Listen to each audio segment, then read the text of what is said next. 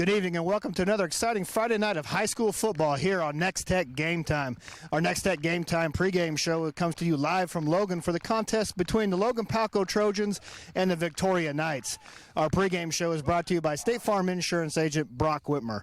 I'm Curtis Brown. I'm here with Chris Lee, and tonight, Chris, marks the beginning of district play in 8-man, and so there's a little bit higher intensity tonight out here. Oh yeah, definitely. You know, Logan-Palco comes in the 4-0 record. That's nice, but you know that really doesn't mean anything. What playoffs is what really matter. Yeah, and Victoria, they've kind of been battle tested this year. 2-2 is their record, but they're still ranked number 8 in the polls. Logan-Palco comes in ranked number 6 in the polls, and we expect a pretty close game tonight, don't you think? Oh yeah, I think it'll be good intensity. I'm really looking forward to this. You know, we've got kind of two narratives going here tonight. Victoria comes in, they really didn't return much. They had no returning starters on offense, only 2 on defense, but they returned a lot of tradition. They have 7 state titles. They've qualified for the playoff 14 straight seasons. That's the longest such run in the state right now. K-Preps is predicting they're going to make it 15 this year, too, so it's going to be really interesting how that unravels. Offensively, Victoria will run the ball first, and they'll set up some play-action passes, try to attack the perimeter. Junior quarterback Colin Kisner is the man who runs the show. He has over 400 yards rushing and also has 11 TDs, so not only does he move the ball, he scores.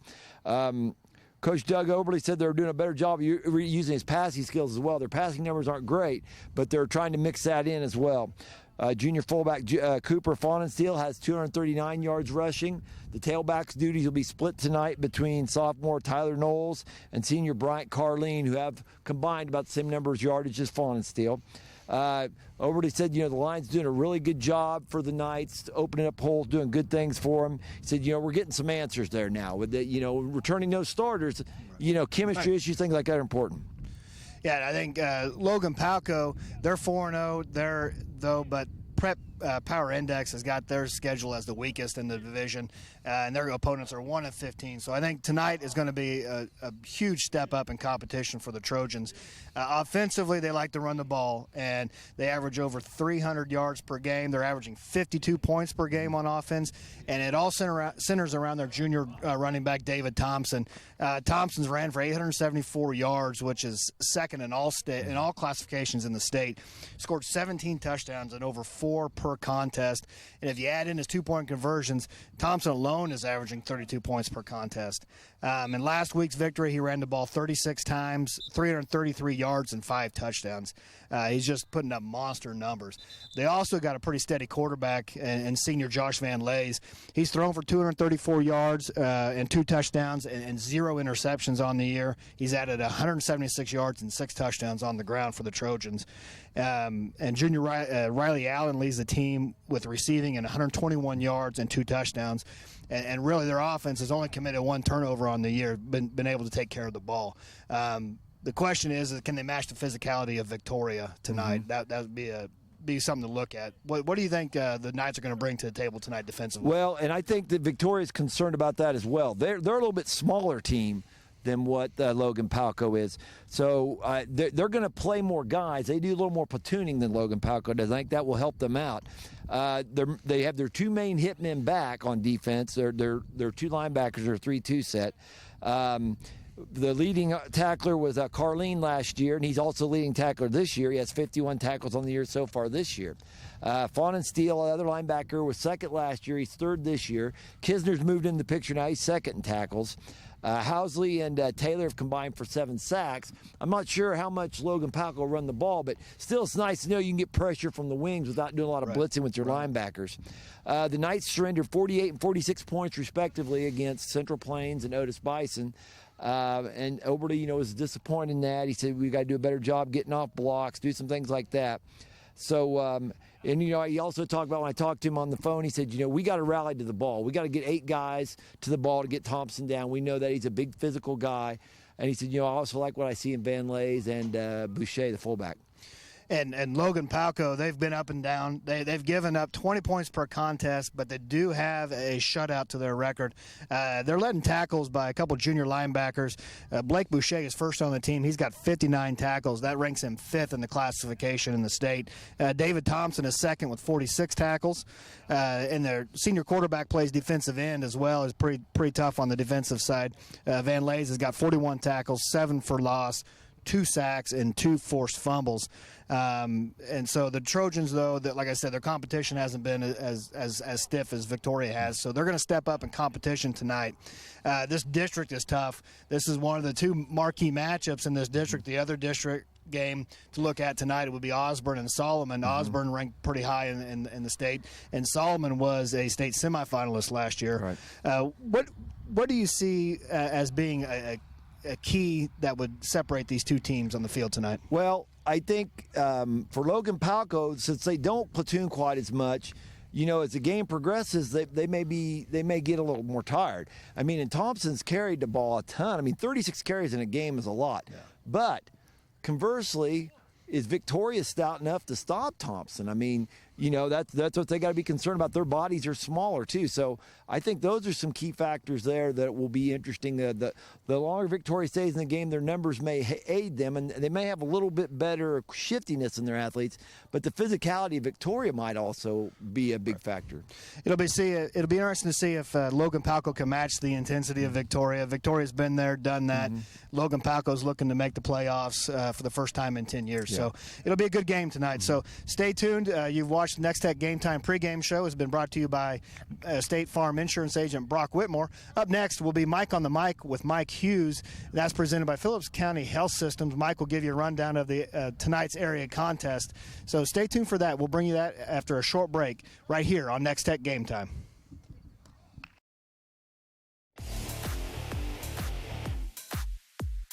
Nex-Tech Game Time is brought to you in part by the Chiropractic Centers of Phillipsburg and Stockton, Leon's Welding and Fabrication, Norton County Hospital, State Farm Insurance agent Brock Whitmore, Bullseye Media Event Center and Venue, Pack Leader Technology, Hammett Land and Auction, Advantage Glass Plus, and Roofmasters Roofing and Sheet Metal, and by Mapes & Miller LLP, Heritage Insurance Group, The Golden Q, Storage Solutions of Hayes, J-Corp, Hayes Recreation Commission, Rogers & Associates Insurance, and by Progressive Physical Therapy, Tri-Central Office Supply, Flatlander Dirt Works, Nex-Tech Wireless, and Phillips County Health Systems.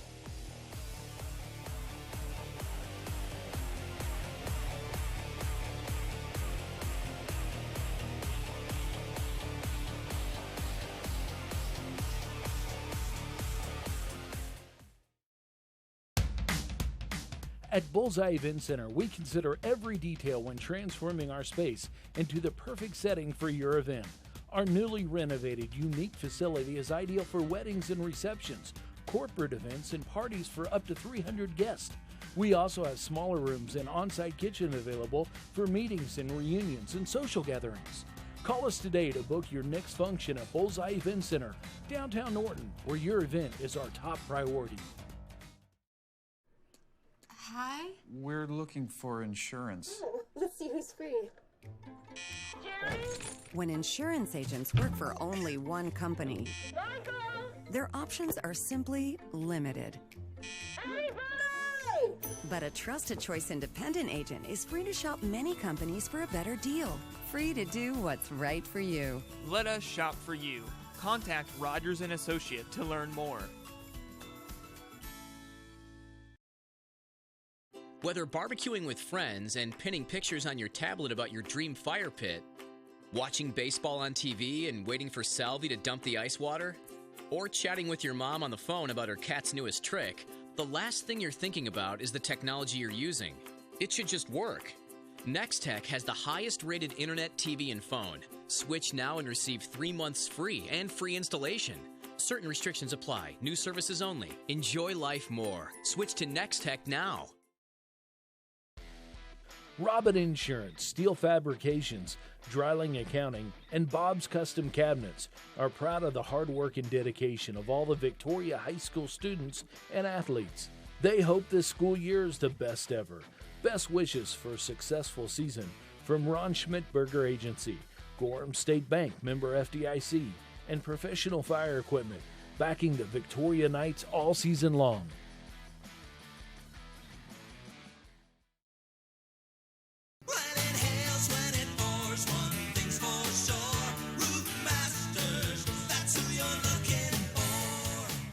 We are your Northwest Kansas premier roofing contractor. We've got you covered before and after the storm. Let us evaluate the condition of your roof and discuss options. We'll often be able to offer efficient, affordable alternatives. Call Roof Masters for a free estimate today. Roof Masters, that's who you're looking for.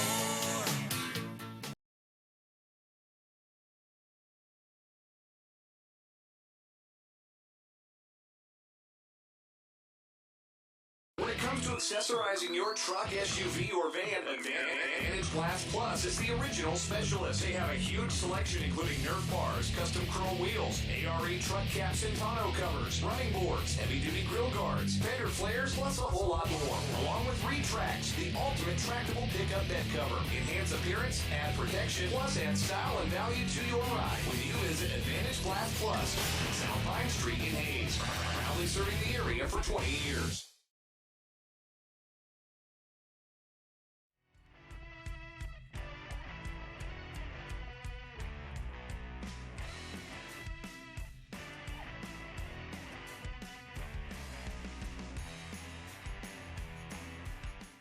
Good evening, I'm Mike Hughes, and welcome to another edition of Mike on the Mic. Hard to believe tomorrow is October already, which means 4 games are in the book for the high school football season. We'll go into week 5 starting tonight, and here are some of the area matchups. First off, your game of the week here on Nex-Tech Local 1 should be a good one. Victoria, they're 2-2. They will be at Logan to take on Logan-Palco. Logan-Palco 4-0. They had to win over Stockton last week, 56-30. And in that game, David Thompson had 36 carries for 333 yards and scored 5 touchdowns. Victoria, on the other hand, lost to Otis Bison, 46-36. Another game, St. Francis will be at Hoxie. Hoxie 2-2. They lost to Rawlins County last week in the district contest, 46-12, and Hoxie will move up as in the new state classifications, Kansas State High School Activities Association.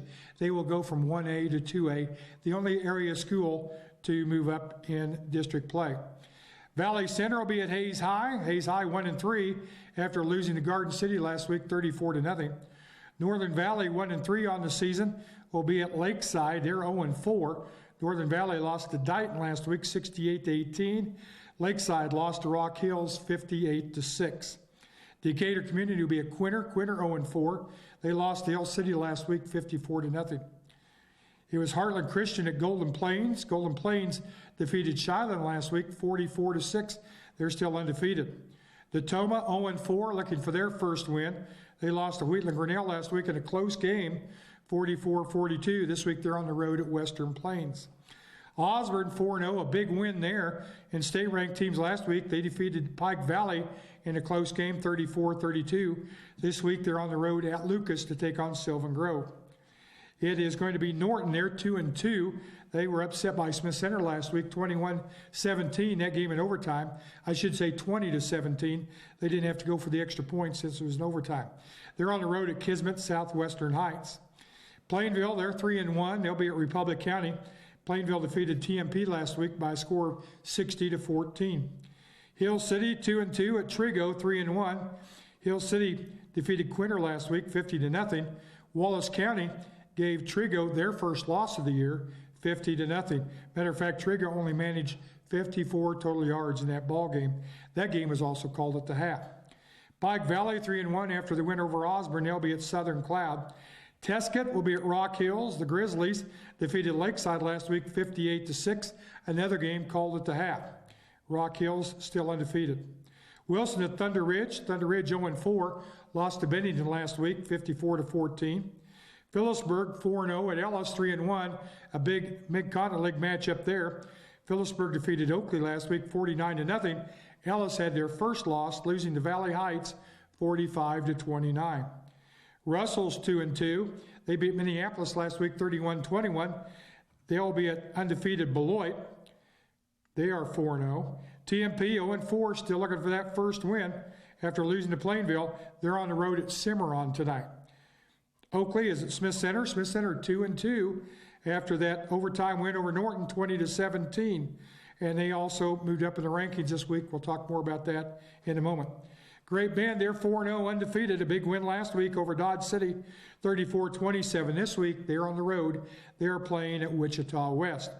Now, one game of interest, and I mention this just because there's no defense in this 8-man game. Not in the area, but Clifton Clyde defeated Rural Vista last week. Double overtime, 74-72, 146 points in that ball game. Speaking of district play, a couple of 8-man districts already underway. One is 8-man, one District 8, 7 teams there, several area teams involved there. Right now, Rollins County, St. Francis both 2-0 atop the district standings. Trigo is 1-0, Hill City 1-1, Hoxie 0-1, and Quinter is 0-2. Now in state rankings this week by K-Preps, 8-man 1, Osborne, the Bulldogs stay at number 4. 8-man 2, Pike Valley is number 4. In 2-1A, Plainville's number 2 this week. Smith Center back in the top 5 there at number 4 after upsetting Norton last week. And in 3A, Phillipsburg is also number 4. Now we still got some great games coming up yet through the month of October here on Nex-Tech Local 1. Next week, Sacred Heart at Plainville. The Sacred Heart right now looks to be the leader when it will come to district play in 2A. They've got a good season going. Their only loss has been to Beloit. They'll be at Plainville. Plainville only one loss as well. Should be a good matchup next week here on Nex-Tech Local 1. That will be followed by Decatur Community at Hill City. Then it'll be Phillipsburg at Norton, a big MCL matchup there, and a 3A district contest as well. Lakeside will be at Stockton, and we'll close out regular season play here on Nex-Tech with Plainville at La Crosse. Well, that's going to do it for this week's edition of Mike on the Mic. We thank our sponsor, Phillips County Health Systems, and now get set, Game of the Week right here next after these messages on Nex-Tech Local 1.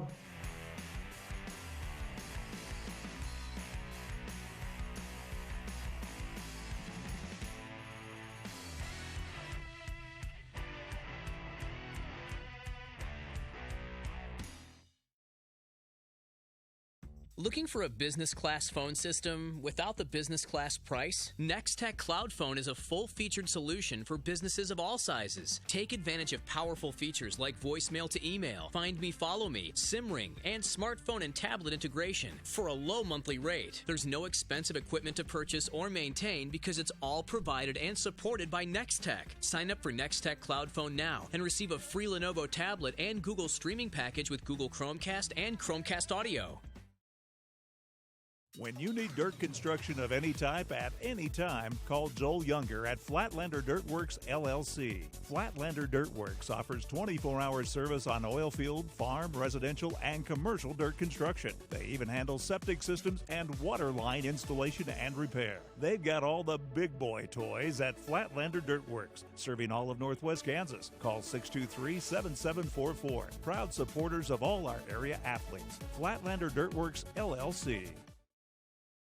Before, during, or after the game, take your crew to the Golden Q. If the game is on, they're open. The Golden Q in Hayes has the largest gourmet burger menu around. They've also got a super selection of sides, appetizers, salads, wraps, homemade chili, wings, and more. Their Blizzard beer system is guaranteed to keep your drawn brew between 27 and 30 degrees. With a dozen different beers on tap, they've got just about everyone's favorite. Open daily at 10 a.m. The Golden Q, 809 Ash in Hayes.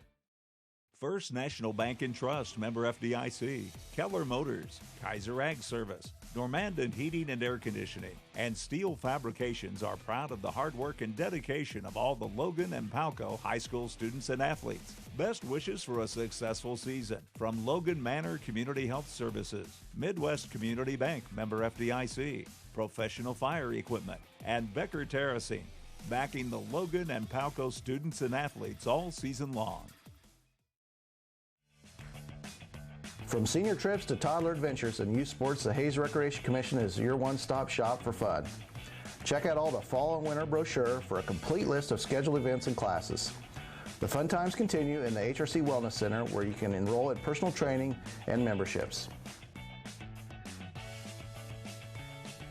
The HRC provides fun and fitness for all ages. Find them at hayesrec.org Call or stop by and learn more.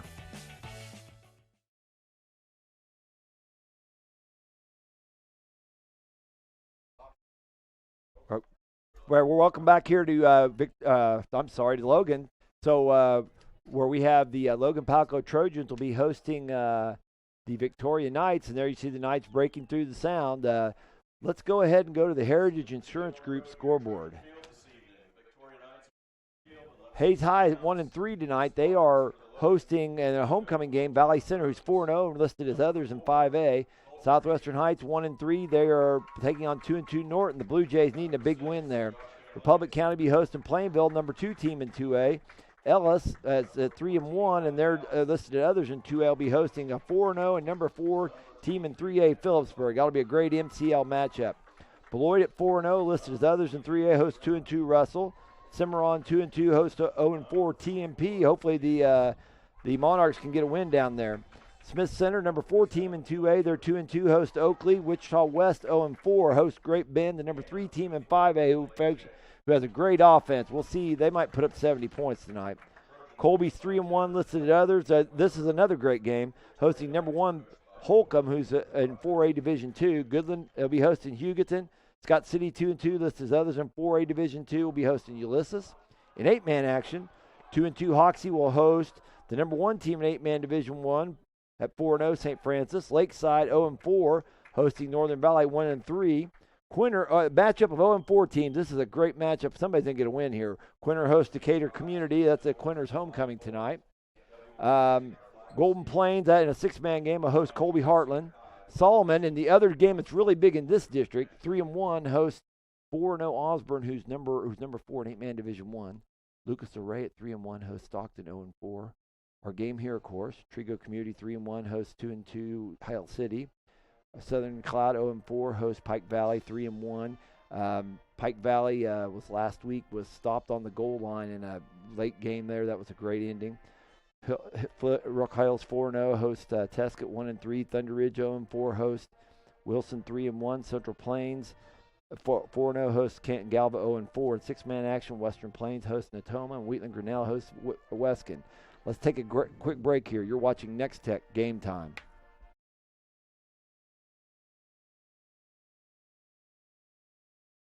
When it comes to commercial and residential concrete construction in the Hayes area, J-Corp is the preferred choice. They can handle your project from ground up, including excavation, site prep, to finished concrete and pavement, driveways, curbs, streets, parking lots. No job is too big or too small. They also sell and deliver sand, rock, and asphalt millings. Call for a free estimate today. The rock-solid choice in concrete construction. J-Corp, 1707 East 10th Street in Hayes.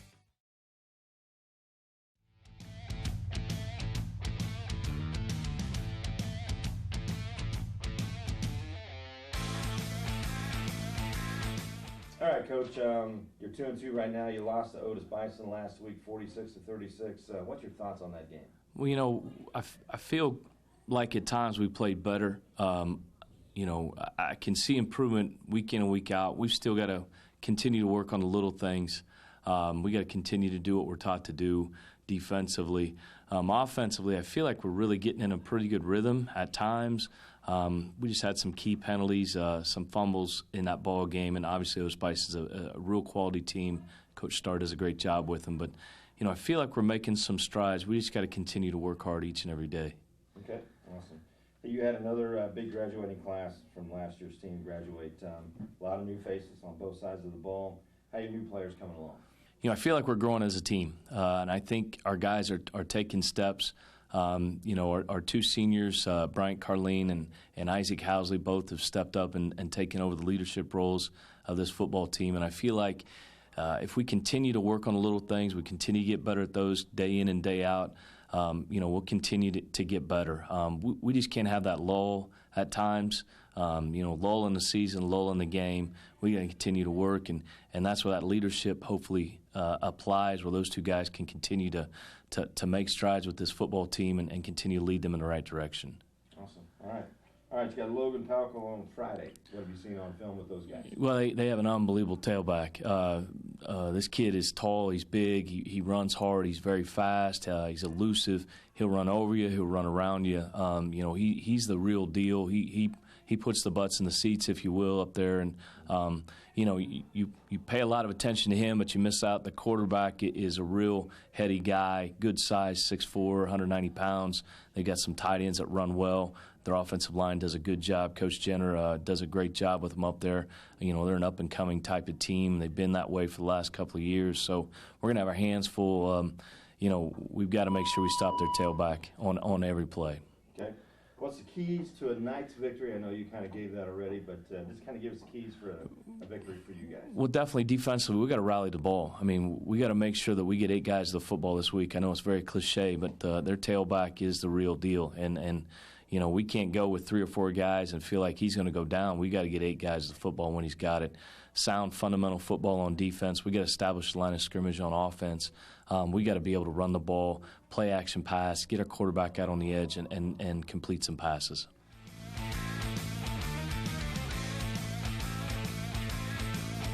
You're 4-0 right now. You beat Stockton last week, high-scoring game. Your thoughts on that game? It's the first game I've been involved with where the opposing team threw it that many times. I mean, they only ran the ball 10 plays. Everything else was passing. I tip my hat to him, but you got to have the receivers, and he didn't quite have what it took at the end. Okay. How's your team coming together? Any big injuries right now? I know you're 4-0 right now, and you got Victoria coming up. Yeah, so far, knock on wood, we're still fairly healthy. Couple little dings and dents here and there, but overall healthy. We've just got to stay that way. Victoria, very good team. I know they lost a lot of seniors, but what I've seen on film, very physical. And Coach, Coach Oberly will have them ready to go, I know. Okay. You saw what, with on film with those guys. Anything particular do you think you're really going to need to stress on for Friday night? I've just been stressing so far this week to the guys, it's going to be a physical game. I mean, some of their guys aren't quite as big as what we've faced so far, but they come up and hit and like to hit and don't mind being hit. So it's going to be a physical game. We just need to execute better than they do. Okay. Last question, and I think you've answered some of it already. What's the major keys to a Logan-Palco victory on Friday night? Well, I think there's 2. We have to be more physical than they are, and we have to execute. I think the team that's going to execute is going to come out on top. It could be a very good game. It could be very lopsided. It's just up to the team to come out and play.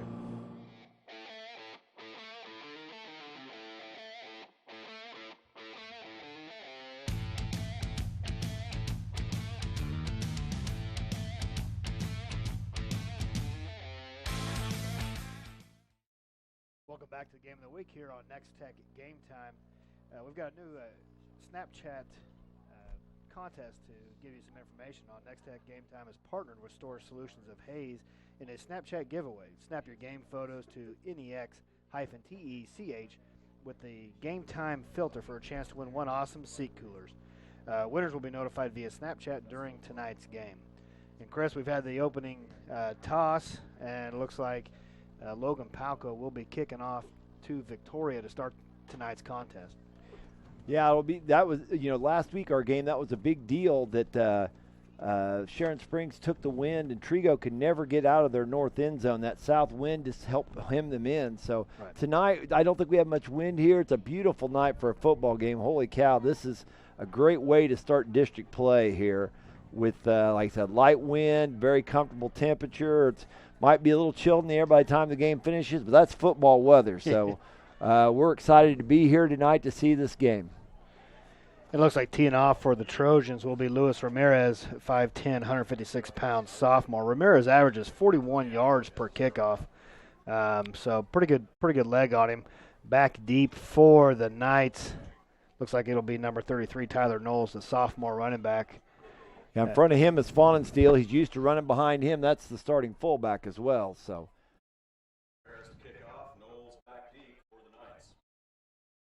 And we're off here at tonight's ball game. The opening of district play too. High kickoff taken by Knowles, about the 8-yard line, And he circles back to the middle. And not much going there, so good pursuit by the Trojans. Victoria will start off 1st and 10. It looks like at about the 14-yard line, so kind of pinned back a little bit, Chris, on that kickoff. Yeah, you watch the replay there. They did a nice job swarming the ball there. Sometimes that cutback looks nice, but maybe not so much. Behind center is Kisner, and he's got the handoff, quick handoff to, looks like Carlene, the 5'10", 138-pound senior. And it's maybe good for a yard on the play. Brings up 2nd down and 9 for the Knights, and they're back to the line of little scrimmage tempo. quick out of their I formation. Kisner in the backfield. It's a give on a counter, but nice play there by Van Lays and also by number 44, David Thompson, the middle linebacker. Boy, they read that quick, Chris. Yeah, let's watch. Yeah, let's see how that linebacker feels hard or where that came from. Didn't get much of a block out by the guard there. Van Lays blew that up at the line of scrimmage. So 3rd down and 8. Van Lays at DN too. That's interesting. And the option play goes nowhere for the Knights. Kisner maybe leaned forward for a yard gain, but that's going to bring up quickly a 4th down. Quick 3 and out for the Knights on their first possession. Yeah, that's the one thing, that all playing tempo seems real attractive, but if you 3 and out, that puts you on defense an awful lot. Yeah, so not much on offense for the Knights on their first possession. They only get 3 yards, and we'll punt it deep. David Thompson back, the outstanding running back for the Logan-Palco Trojans. That's Kisner punting. And they get a little bit of pressure. Nice punt, though. Gets the punt off, and Thompson bobbles it about the 30. He picks it up, though. He's across the 30-yard line. And off to the left side, breaks another tackle up past the 40-yard line, and he's still running tough to the 35-yard line. So Logan-Palco is going to start their first offensive possession in Victoria territories. Yeah, that was a nice return. And it's funny, in 8-man football, sometimes when the returner fumbles the ball like that, guys don't stay in their lanes and just screwy things happen, and that's exactly what happened there. Thompson cut it all the way back across the field, probably gained about 12 yards of field position on that. Yeah, he didn't look too worried about that fumble, but he's going to come back, and he'll be the tailback here in the I formation set for the Trojans. And Van Lays gives it to Thompson. He's off the right side. He's got some running room off to the sideline, breaks a couple tackles, and Thompson's in the end zone. First play from scrimmage for the Trojans, and David Thompson takes it 35 yards for the score. And impressive. That's a good run there to start the game off. Well, you know what happened? It looked like just ISO behind his right guard, and he just bounced at the outside, and whoever had contained did not keep contained there. Right. So, yeah, that's a good point, Chris. No one out there for the Knights, and Thompson takes it to the house on the first run of the evening. Now they're going for 2-point conversion here. Thompson in the backfield. And he'll get the sweep off the right side. Van Lays with the lead block, and he's in for the 2-point conversion. So 2 plays, 2 scores for the Logan Trojans here, Logan-Palco Trojans. Yeah, that's impressive. And you see that a lot more in 8-man football, too. Nice kick-out block on Kisner there. Kisner, second leading tackler for the Knights, so he's usually sticking his nose in there. Yep. So we wondered coming into this, Chris, about maybe we talked about the intensity here is geared up. We were wondering if Logan-Palco can match the physicality of Victoria. In this first drive, they sure did. They came out and they said, like they have been all year, they're gonna give the ball to Thompson and you're gonna try to stop it. So. Right. And in terms of size, the Trojans do look to be a little bit bigger team. Yep. And so that they might be able to wear Victoria down a little bit. Like I said, Victoria will platoon a little more than right. Logan-Palco will. So it'll be a great matchup. Ramirez set to kick off for the second time tonight for the Trojans. Back deep again is Tyler Knowles, the sophomore running back for the Knights. And Ramirez's kick is deep. Knowles back to the 2-yard line, and he's going to go to the right side, now back to the middle, and he's met in the middle of the field up about to the 18-yard line, but another good stop for the Trojans on the kickoff. Yeah, let's watch a replay here. Number 54 getting in on that, but he wasn't the primary tackler. That's Boucher. Blake Boucher's leading tackler for the Trojans. And now we've got a little different set here. Looks like four linemen in for the Knights. Kisner out of the backfield gives it to Fonesteele. He's off the left side, makes a man miss. He cuts it back, and he's met there by linebacker Blake Boucher, the 5'11", 184-pound junior, with some pursuit. And Fonesteele with a 3-yard gain there on first down. Yeah, that was an interesting set there. It looked like they went with a heavy lineup. They also brought in, they will play, I believe it's Wellbrock. No, that was like Jake Schroeder was out there. Yeah, 335-pound sophomore. Right. I don't think he's in there to catch a pass out of tight end position, Yeah. Chris. It's an extra blocker. And now they've got Knowles spread right, tight set. Looks like Schmidberger in. And this is a give to Fonesteel, just a fullback dive, and he's off to the right side. He's off to the races here. He's got some room, but see if he can. Riley Allen is able to run him down. The fullback, Cooper Fonensteel, though, with a nice gain. Impressive run for the fullback. Yeah. He kind of bounced it to the outside and went down the sideline and just couldn't outrun Riley Allen, the safety. But on Victoria's second possession, now they've got things going. And it'll be 1st and goal, looks like at the 9-yard line for the Knights. And so they've had success running out of this off-balance or big line. And it's another give up to the fullback. This is Carlene, though, in at fullback. And he's to the 3-yard line. We'll bring up a 4-yard line, 2nd down and goal from there. But this is they interchange quite a bit, Chris, Yeah. and here's Fonensteel back in for Knowles now. So Carlene stays out there. He's going to move the tailback. It's a good thing we got Curtis's eagle eye to pick that up because sometimes I miss that type of thing. But you're right, they will rotate around some. There's a fullback dive to Fonensteel. He's to the 1-yard line, but not in. In on the stop. Looks like Bodie LaRue, the 6', 182-pound sophomore defensive end.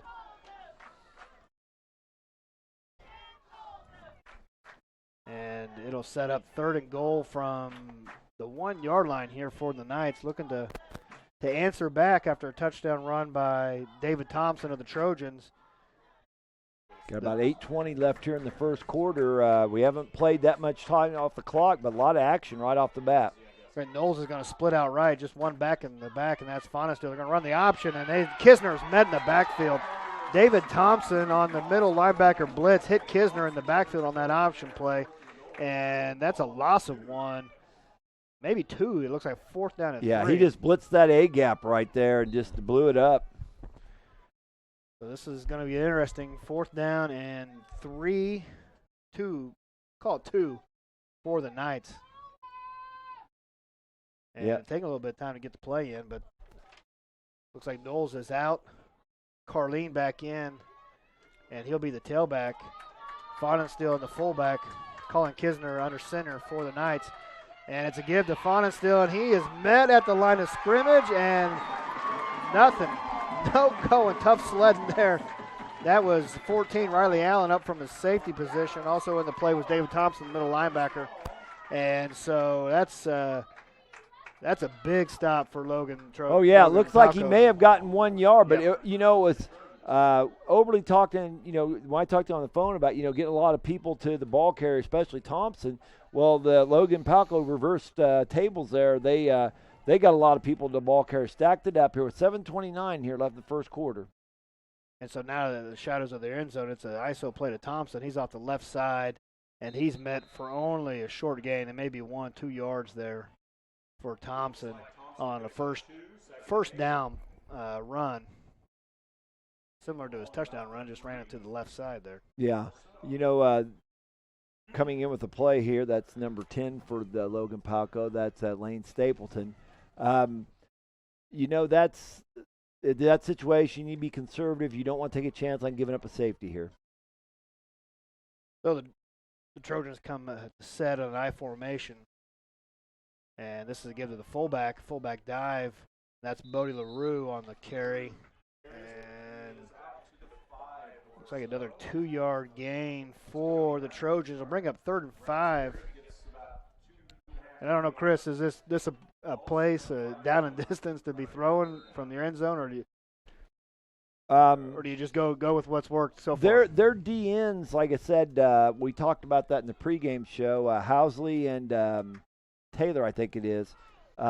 They get after it, so I don't know that I want to throw here. Yeah. They've got enough room. I think they can get the punt off without any trouble, so I'd just keep it on the ground. But this is a pitch off to Thompson, and he cuts it back in, but there's a beautiful pursuit there by number 4, Cole Schmidberger, the middle linebacker for the Knights, and that is brought down for no gain on the play. Yeah, it looked like a guard or someone tried to chip on him, and he just ran through that block and made a nice play. Kisner was out there to force that pitch to Thompson to the inside, and Schmidberger was there to clean up. So yeah, we have Kisner listed as a free safety. Boy, he has been up close to the line of scrimmage all tonight. So in punt formation will be Van Lays for the Trojans. Back deep is the 25, the senior Bryant Carleen. Is a high punt. Nice punt. Carleen takes about the 38, and he's up the middle. He's up across the 30-yard line to about the 23, 24-yard line. So nice return for Victoria, and they've got some good field position, but we've got a flag on the field here. Here, let's throw this out for a break. You're watching Nex-Tech Game Time.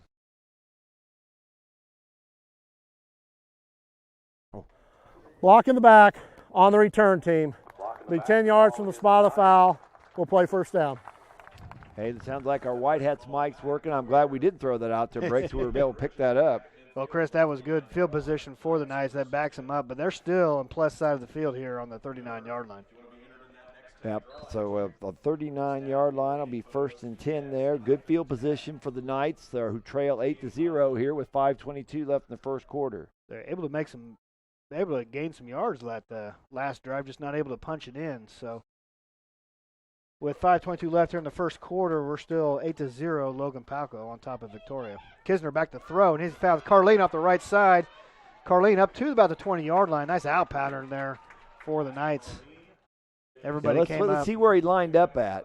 He's lined up as the end, I think you're right. I think it was just a little out pattern. So you've seen Carleen. He's a little bit everywhere, Chris, tonight. Yeah. He's in tailback. He's fullback. Now he's over there at the tight end position. So moving him around, finding the matchup, and that time it worked. It was a nice 19-yard gain is what I have for that. Yeah. So, yeah, that was a nice little play there. And doing little things like that will keep the Trojans from really stacking the line of scrimmage. Yeah, formation set now. That's a pitch off to Knowles. Knowles cuts it back inside, and he's up to the 15-yard line, looks like. So nice 5-yard run on first down for the Knights. And once again, Chris, they're moving the ball here a little bit. We'll see if they can finish this drive off. Yeah, that's a nice way to keep the defense loose. You throw a little out pattern, get a little pitch wide. If they want to blitz up their hard in those A gaps, that's a way to defeat that. Yeah, and they run away from Van Lays. This time it's a fullback dive, and Carleen's up the middle, and he breaks the tackle. He's in the end zone.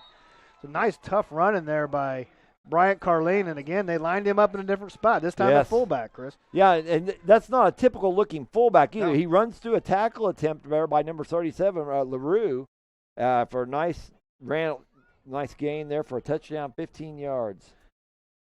And the Trojans better figure out where Carleen's lined up. Yeah. And on that drive for sure, he had a lot of success. So 2-point conversion now attempt for the Knights. And it's Kisner on the boot, and he's throwing it out there, picked off. Nice read there by Riley Allen, the safety for the Trojans. He read that all the way. He wasn't fooled at all by the bootleg. Yeah, here's a nice replay here. We'll throw this out to commercial here in just a minute. Nice pick. You're watching Nex-Tech Game Time.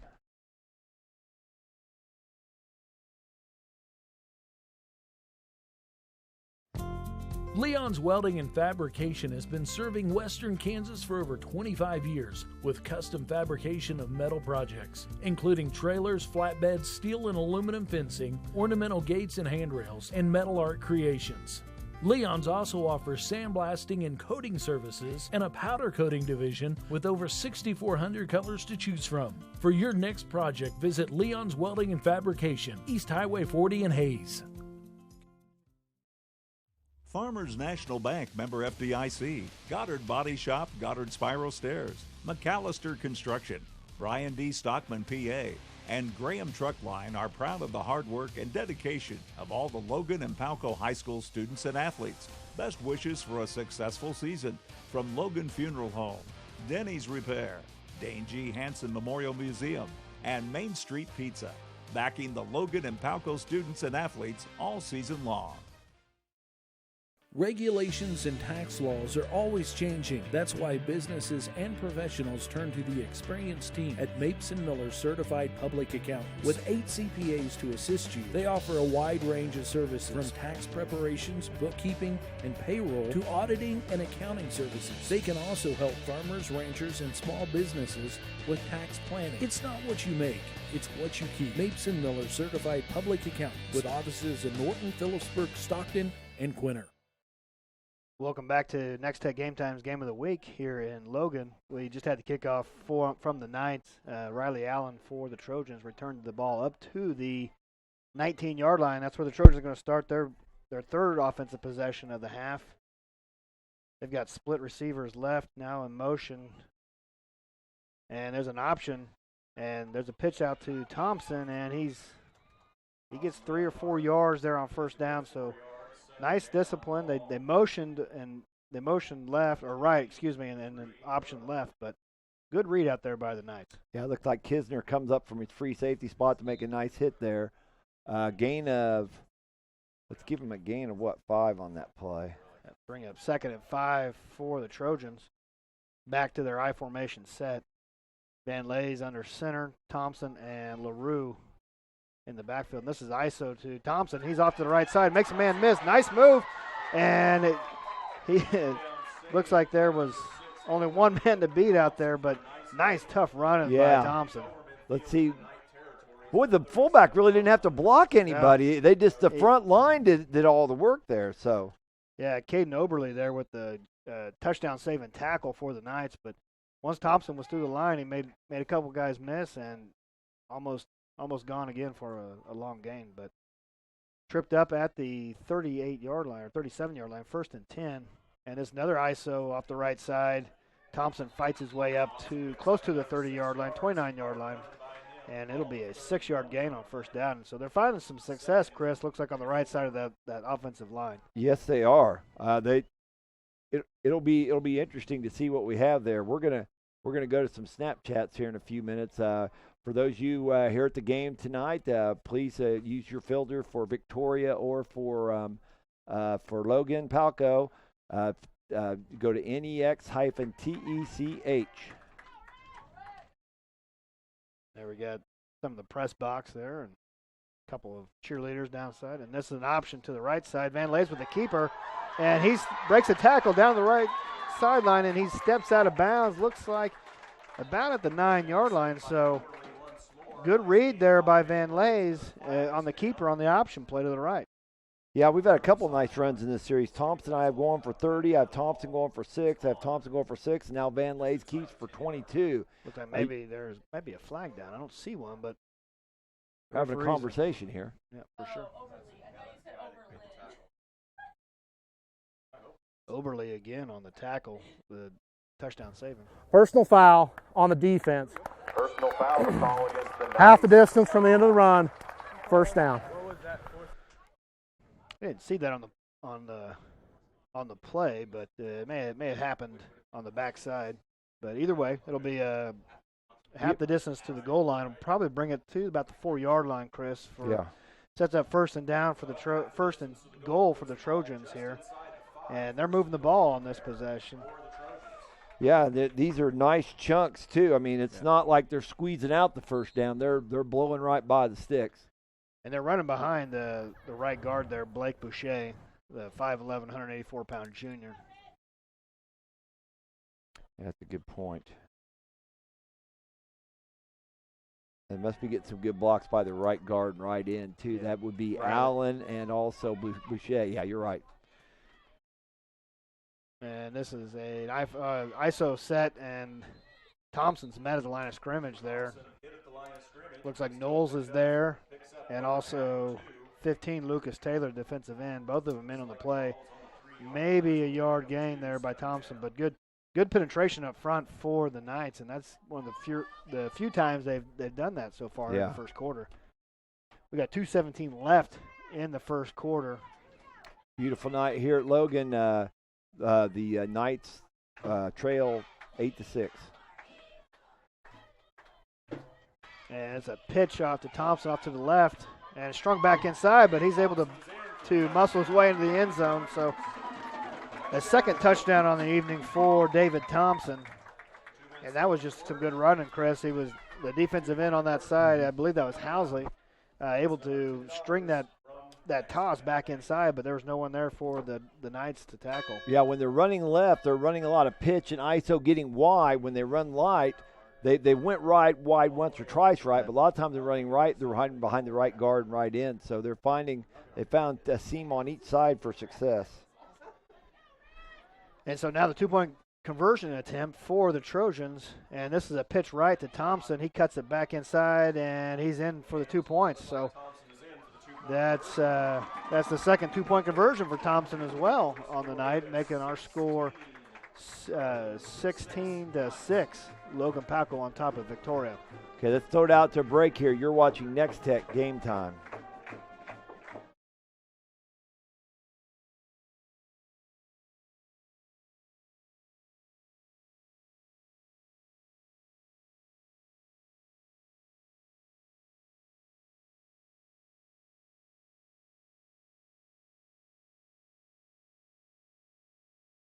Norton County Hospital would like to welcome Dr. Greg Serene to the community.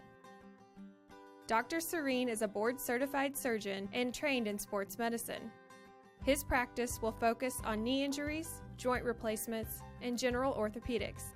Dr. Serene has been practicing for over 20 years and looks forward to providing orthopedic care to Norton and the surrounding communities. The Norton County Hospital, dedicated to caring, commitment, and community. And we're back to here at Logan for Nex-Tech Game Time's Game of the Week between the Logan-Palco Trojans and the Victoria Knights. Kickoff deep, and it looks like Knowles takes it at the 2-yard line. He's off to the right side, finds some room, runs into another of his own players, though, and is brought down at the 20-yard line. They've went that same direction each time on the kickoff. That's the first time they've had much success with it. You never know what that someone might be seeing on film, too. So Victoria will start their offensive possession here, 1st and 10 from the 20-yard line. They were able to finish that drive, their last drive, and score. The second to last drive, they were unable to score. So. Hey, that last shot we had there was a family here that's here from California. Wanted to give them a little airtime. So. And Knowles on the jet sweep to the left side. He's got some room. He's up to the 25-yard line. David Thompson on the tackle, and that was a little different set for the Knights then, just finding some different formations to get some of their playmakers, Knowles and Carlene, finding different places to get them the ball. Yeah, like officials timeout for equipment. Okay, White Hat, you just heard jump on there, so they've got officials timeout here for equipment. But like you said, the Knights, and you watch what little film I was able to see, they like to do that. They'll show some different looks. They put people in different places. You know, Coach Oberle knows how to get his kids in position to make plays. And so now 2nd down and 5, and this is a fullback dive, and Fauna still bounces off a tackler, and he's off to the right side and up to the 35-yard line. Ryan Allen on the stop, but nice tough run there by Fauna still. Yeah, that's big contact there between he and Allen. Also, that was I don't think it was Boucher. So it was that 50-something number there made big contact with him as well. Gets the ball up to the 35-yard line. Will be 1st and 10 for the Knights, who trail 16-6 with 1:14 left here in the first quarter. And once again, the Knights are moving the ball, and looks like they're going to have split Knowles out to the right. Just one back set. Faunasteel, there's got a heavy offensive line. Kisner back to throw, and Kisner was wide open. Carlene was wide open there. They, again, lined him up in the tight end position. Had Knowles out to that same right, off the right side. But the pass from Colin Kisner to 6'3", 160-pound junior was just a little out of reach for Carlene on the play. Our score is 16-6 here.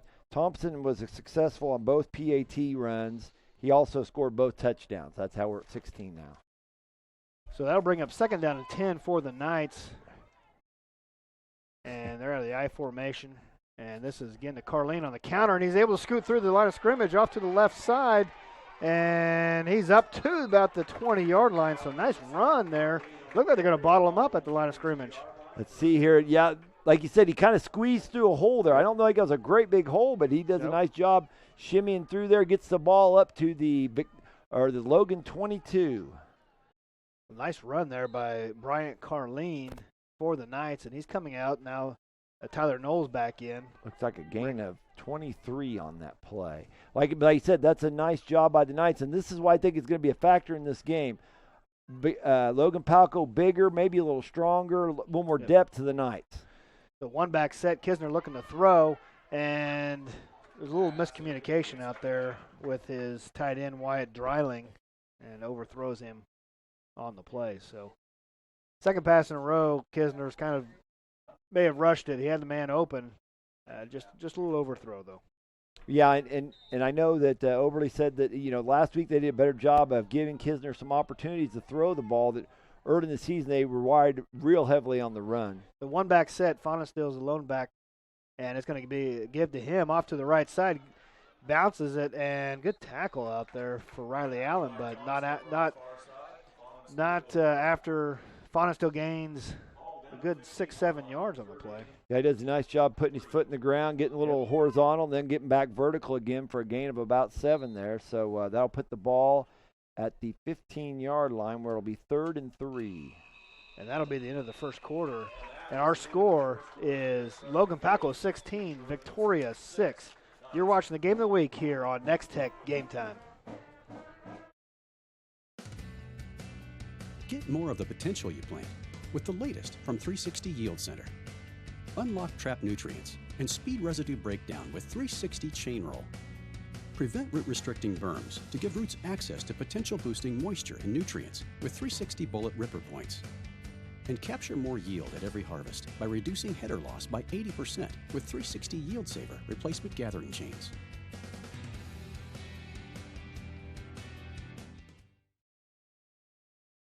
Progressive Physical Therapy Center has been an integral part of the Hayes community since 2007. Tim Marcus, physical therapist, has led the Hayes physical therapy team ever since the business opened. The Progressive staff offers expert care in a friendly environment. You no longer need a physician's referral when seeking services provided by a physical therapist. Call Progressive Physical Therapy. Their licensed therapists provide personalized patient care and treatments. Progressive Physical Therapy, 2209 Canterbury in Hayes. Welcome back to Logan, the Nex-Tech Game Time's presentation of the Game of the Week. And we are set to begin the second quarter. Victoria lined up on 3rd down and 3 from their 15-yard line.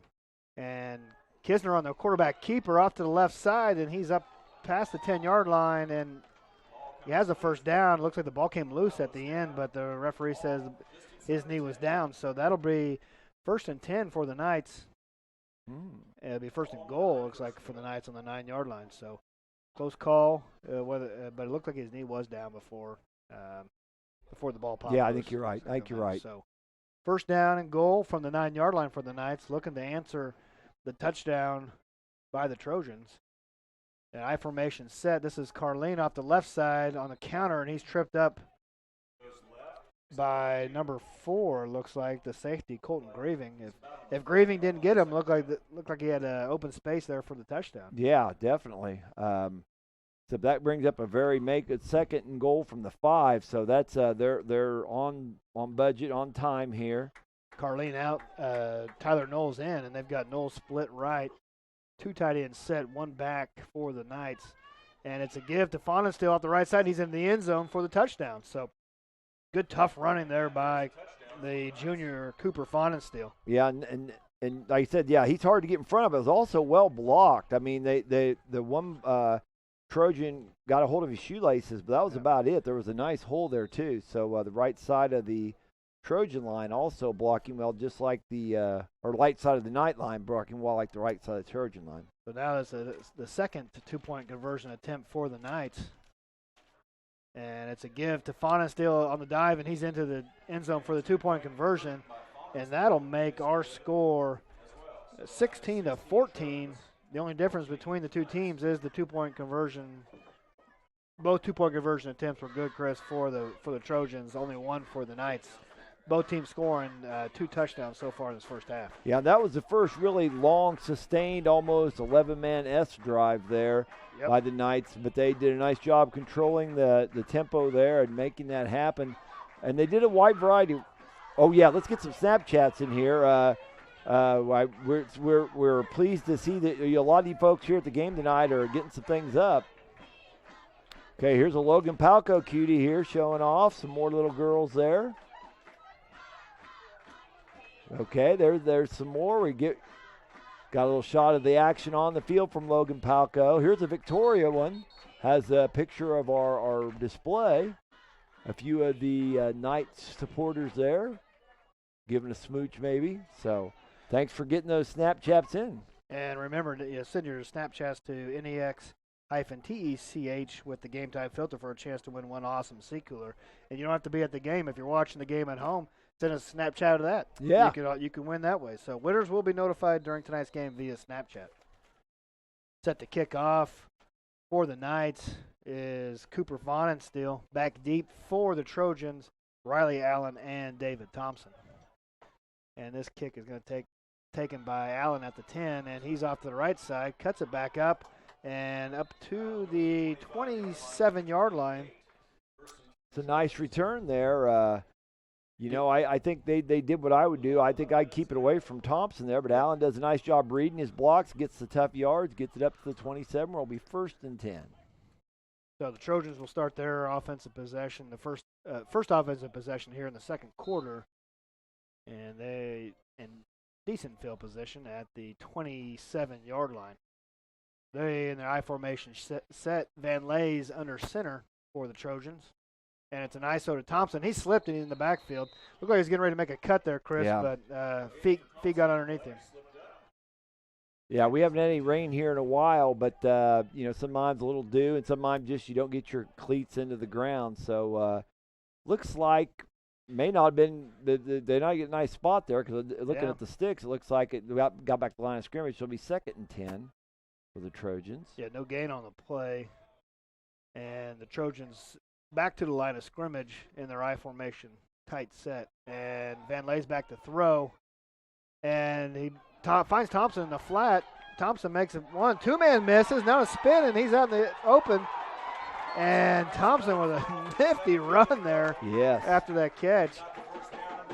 Was able to look at that spin move there. Like you said, though, that was a nifty run. That was a good adjective for that. And then he shows power at the end, too.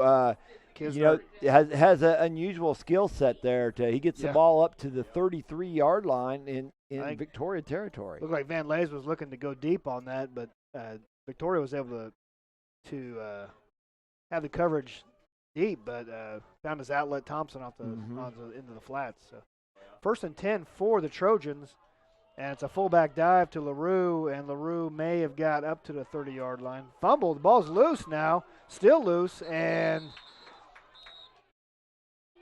looks like the Trojans recovered it. Number 54, it looked like maybe his forward motion was stopped up at the 30-yard line, but no whistle, and nice strip there by Boucher with the recovery, and that's a big recovery because even though there's a loss of yardage of about 6. That was Tyler Knowles on the strip. Great strip there by Knowles. And that went from a 3-yard gain to looks like maybe an 8-yard loss on the play. Yeah. So 2nd down and 18 for the Trojans. And this is a toss off to the right side by Thompson, and Kisner was there to blow it up. Thompson reverses his field off to the left, and he's now in the open field. Thompson could go all the way, and it is a touchdown for Thompson. Good patience there, Chris. Yes. It wasn't there was nothing off the right side, but he didn't panic. Reversed his field, broke a tackle, and was in the end zone. You're exactly right. It's a great way to describe that. He was just patient, and it looked like there was nothing there, and he gets a 39-yard touchdown. And that's, Thompson on that drive just showcasing kind of his talents tonight. And a little bit of power, a little bit of patience, a little bit of speed. You get the feel this might be kind of a middle to heavyweight fight in that, both teams are taking their shots right now. Van Leys to throw, and he's got Riley Allen open, and it is a 2-point conversion, so Trojans are 3 for 3 on their 2-point conversions. See, there's Allinger right in. You see him, Nice. it's just a little out or a little, but well, nose and out, wasn't a hook. So yeah, they had some pressure there. Number 15, Lucas Taylor, but unable to get to Van Lays. Van Lays is a big quarterback, 6'4", 200-pound senior. So let's take it to a break here. You're watching Nex-Tech Game Time. I'm Dr. Dustin Cheney with the Chiropractic Centers of Phillipsburg and Stockton. Since 2003, it has been my mission to make sure chiropractic care is available in our communities. Thank you for letting my family take care of your family. The chiropractic centers are a safe, natural, and holistic choice. From infants to seniors, their doctors and staff provide comprehensive and personalized care. Remember, pain is not normal. Chiropractic is the natural choice. See their ad in the Nex-Tech directory. Nex-Tech Game Time is brought to you by the Chiropractic Centers of Phillipsburg and Stockton, Roofmasters Roofing and Sheet Metal, Norton County Hospital, Advantage Glass Plus, and Bullseye Media Event Center and Venue. Luis Ramirez got the ball teed up for the Trojans. Back deep is Kisner this time for the Knights. And it's an angling kick. Is going out of bounds at the 9-yard line. So Victoria's going to get some good field position out of this. Yeah, and they can option for a re-kick, too. I'm going to guess, let's see what they're doing. They're walking back, and the girl that has the tee is throwing it back to the kicker. So they are, in fact, going to make them re-kick it. And that may be, the thing that Kisner, leading rusher for the Knights, they say, we want to see you, we want you to kick it again. And if you want to kick it out of bounds again, we may back you up 5 more yards. Yeah, Knowles had returned the previous kicks, and it looks like they got Kisner in now deep for the Knights. So changing up a little bit on their kickoff or kick return team.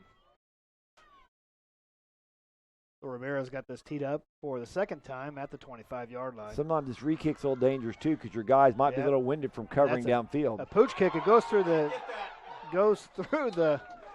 feet of Carlene, but he's able to jump back on that at the 25-yard line. So, like you said, Chris, they changed it up here on this kick, little pooch kick this time, and almost caught the Knights off guard, but Carlene did a nice job recovering. Yeah, they'll get the ball at the 25, which was better than if they would have obviously taken the other way. But first and 10 for the Knights. And Victoria will come out in just a one-back set. Split left is Carlene. In the backfield is Cooper behind Carlene, I'm sorry. And it's a give to Fonestill off to the left side. And he's up to close to the 30-yard line, so 4-yard gain for Fonestill on the first down. So good first down yardage for the Knights. Yes. And like I said, they're staying on schedule here. You get this feeling that we're just going to keep hammering away at each other. And Carlene stays in this time. Fonestill, the lone backs set, split out wide is Kisner, and so they got a different play here. And they're going deep to Kisner, and he almost made a beautiful one-handed catch. And so they changed it up a little bit. Cooper Windholtz, the sophomore backup quarterback, came in. They split Kisner off to the right side and threw to him deep, and he almost came up with a spectacular one-handed catch there. Yeah, and an 8-man, it's a little bit easier to sneak those people in because an 8-man, we're up here in the press box. There's no assistant coaches up here watching for little things just like that. 11-man game, you've got coordinators up in the box watching for stuff just like that. Windholtz is still in this game. Yeah, we'll be interested to see what happens here. Because obviously Kisner's the type of athlete that I'd say Schmidberger just went out. There's looks like some confusion. They're going to call timeout. So Victoria takes a timeout with 8:41 left here in the second. Our score is timeout 14. Victoria. It's their first charge timeout of the half. We'll take a timeout as well. You're watching Nex-Tech Game Time. $10,000 in 10, but give 50. With 7 agents in 3 locations, Hammett Land and Auction Incorporated can meet your every need when it comes to your next sale. Visit them at hammettauction.com and you'll find all their upcoming sales, including farms, ranches, as well as farm equipment and even real estate listings, both residential and commercial. They've been serving Western Kansas since 1983, and with offices in Stockton, Russell, and Hayes, they're always nearby to assist you. Hammett Land and Auction Incorporated. Contact them today. $25 would give $21,000. Safety at a peace of mind price. Nex-Tech Wireless introduces the simple starter plan. For only $15 per month, you can rest easy knowing you can always reach your child on their smartphone. The plan includes unlimited calling, unlimited texting, and unlimited data while on Wi-Fi. You don't have to worry about data overages, and your child will enjoy all the benefits of a smartphone. It's the simple starter plan from Nex-Tech Wireless. Unlimited talk, text, and data while on Wi-Fi for only $15 per month. At Bullseye Event Center, we consider every detail when transforming our space into the perfect setting for your event. Our newly renovated, unique facility is ideal for weddings and receptions, corporate events, and parties for up to 300 guests. We also have smaller rooms and on-site kitchen available for meetings and reunions and social gatherings. Call us today to book your next function at Bullseye Event Center, downtown Norton, where your event is our top priority. Welcome back to the game of the week here on Nex-Tech Game Time. The play just prior to this was a little screen or a flat pass out to Kisner, who was lined up as tailback. The Knights have brought in Cooper Winholtz, the 140-pound sophomore, to play quarterback. They moved Kisner out to the tailback. So 4th down and 1 now for the Knights. It's like Kisner's back at the quarterback spot. No, he's not. You're right. He's the tailback. You're right. And it's a give to the fullback, Fonensteel, and he's running hard, and he's got the first down. So a good 2-yard gain there by Cooper Fonensteel on a fullback dive. That's some tough yardage. Yes, it is. And that's a nice safety blanket to have, to know that you can get to Fonensteel. Fonensteel's not a huge kid either. He looks big because he's got the neck brace on, but he's only 165 pounds, but he runs hard. It looked like Blake Boucher may have met him at the line of scrimmage, but Fonensteel kept those feet going, got the first down for the Knights, and so they're set up 1st and 10 at the 36-yard line. This is Kisner on the carry, and he's met in the backfield, able to muscle his way up to close to the 38-yard line. So 3 yards on the play for Kisner now, lined up as the tailback. Right. Yeah, as I say, you got to be paying attention now. Yep. Kisner just went off the field. Yep. You got to be Carlene in. Yeah. And like I said, this may pay off for the Knights down the road, that they're getting some of their skill position kids some rest. So Fonensteel the carry then off to the left side. He was a single back. And he only gets 1 yard, and it'll be 3rd down and 6 from the 40-yard line for the Knights. Winholtz still in at quarterback. Looks like Kisner is back in. He'll line up in the tailback position. I formation set for the Knights. 3rd down and 6. And this is a pitch to Kisner to the right. He cuts it back up the middle. He's got some room to run. He's into the open field, and it'll be a touchdown. Cullen Kisner on the 40-yard touchdown run for the Knights. That's a nice cutback there. He stuck his foot. He just planted his foot in the ground and took it right back to the middle of the field. Good block on the backside there by the wide receiver or tight end Colt Schmidberger. Was able to seal Riley Allen, the safety. That's a good call there, Curtis, because a lot of times what the difference is between a 15, 20-yard gain and a 40-yard gain like that is someone getting downfield, and you don't have to devastate your guy. Right. You just, stock block him, shield him off. So the switch to quarterback is played off, and Kisner now to the pitch to the left, and he's dived to the pylon. Does he get in or not? And the ref says he's in. So a 2-point conversion for the Knights, and they pull within 2 points now, 24-22, Logan-Palco. And that was a good dive, good heads-up play by Kisner just to find that pylon. Ref said he hit it. He's in. So 2-point conversion for the Knights. And that's a little different. They changed things up. They were having a hard time, tough sledding at the beginning of that drive, and so they switched up, put Winholtz in at quarterback, moved Kisner back to the tailback position to get him the ball. Well, and, remember, they had a 4th and 1 in there that was big. And, they just kept chipping away with their ground game. And coming into the game, that's where most of the Knights' yardage was on the ground. But that's a 55-yard drive there. Yeah, so, with a 4th down conversion. And, yes. And so this game going back and forth. So Logan-Palco scored. Victoria able to answer, and I said, and the Trojans, like you said, hold the 2-point lead because of PATs right now. Like I said, There might be an issue as this game goes on. The Knights are obviously involving more kids in the game. I know we watched during that timeout. They seem to be treating Allen for something. Thompson doesn't seem to be any worse for wear. That's for sure, though. And Van Lays, we've seen Van Lays a couple times over the years. He always looks like, I know Oberly described him as sneaky, but he looks like he's got something in the tank too. And an onside kick, good heads-up play by, it looks like Blake Boucher, number 54, was alert up front for the Trojans. That was a nice attempt by the Knights, so good onside kick by Fonesteel, but Boucher was alert, recovered the ball. Now the Trojans are set up good field position, 1st and 10 at the 38-yard line. Yeah, that was nice execution on Fonesteel's part, and Boucher does a nice job. Catch the ball and just get down, because bad things can happen if you just stand there.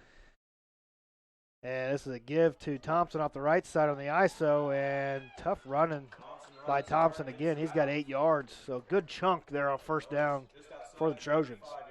Yeah, let's watch on the replay here. The fullback looks like kicks out maybe an outside linebacker or a corner out there, and able to run through a arm tackle by Lucas Taylor, the defensive end. Had his jersey, but unable to bring him down. And that'll bring up 2nd and, we'll call it 3 yards for the Trojans.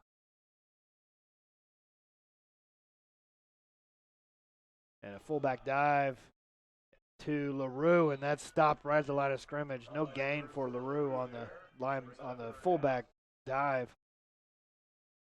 And the Knights on that possession, or on that down, had control of the up front. Yes, they sure did. And sometimes you run that fullback dive just to keep them honest. They keep looking ISO, and you say, well, if you're going to start dodging that fullback, we're going to run him, but they weren't dodging him at all. And the correct technique, obviously, on that is you want to take the fullback on every time. It's just not human nature to take on the fullback every time. So single back set now for the Trojans, and give to Thompson. He's met in the backfield. Good penetration there by Lucas Taylor, and he hits Thompson for maybe a yard loss on the play. But yeah, they had the fullback kind of flexed up in there tight, but there was nothing doing there. Yeah, Taylor able to fight through that block by LaRue and hit Thompson in the backfield. So this will be 4th and 3 for the Trojans for the first time tonight. They're faced with a little adversity. Yes, and this is interesting because they said that first play of the drive, Thompson gets 6 yards on the ISO running hard, and then suddenly they've been stopped cold twice. So back to the I formation set for the Trojans, and Van Lay's looking to throw. He's got Riley Allen out in the flat, and a nice pitch and catch there for the 1st down. They're up to the 29-yard line. Boy, it looks like they have that almost every time. Because with 4th and 3, you'd stopped them twice. You had to figure that it wasn't going to be another dive, but that's a 7-yard gain and nice play. It wasn't even a play action. It was straight drop back pass for. Like I said, Van Lays is a nice-looking quarterback. He's tall. He can deliver that. He seems to hit his spots well. He can run a little, too. 1st and 10 for the Trojans, and another fullback dive off the right side. And this time, LaRue is up to close to the 30 or 25-yard line.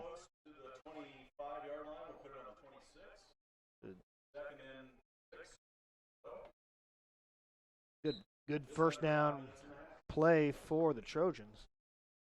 That time previous times they were having a little trouble running, getting yards there on the fullback dive, but that time they were able to gain some. So this will bring up 2nd down and 6 for the Trojans at the 26-yard line.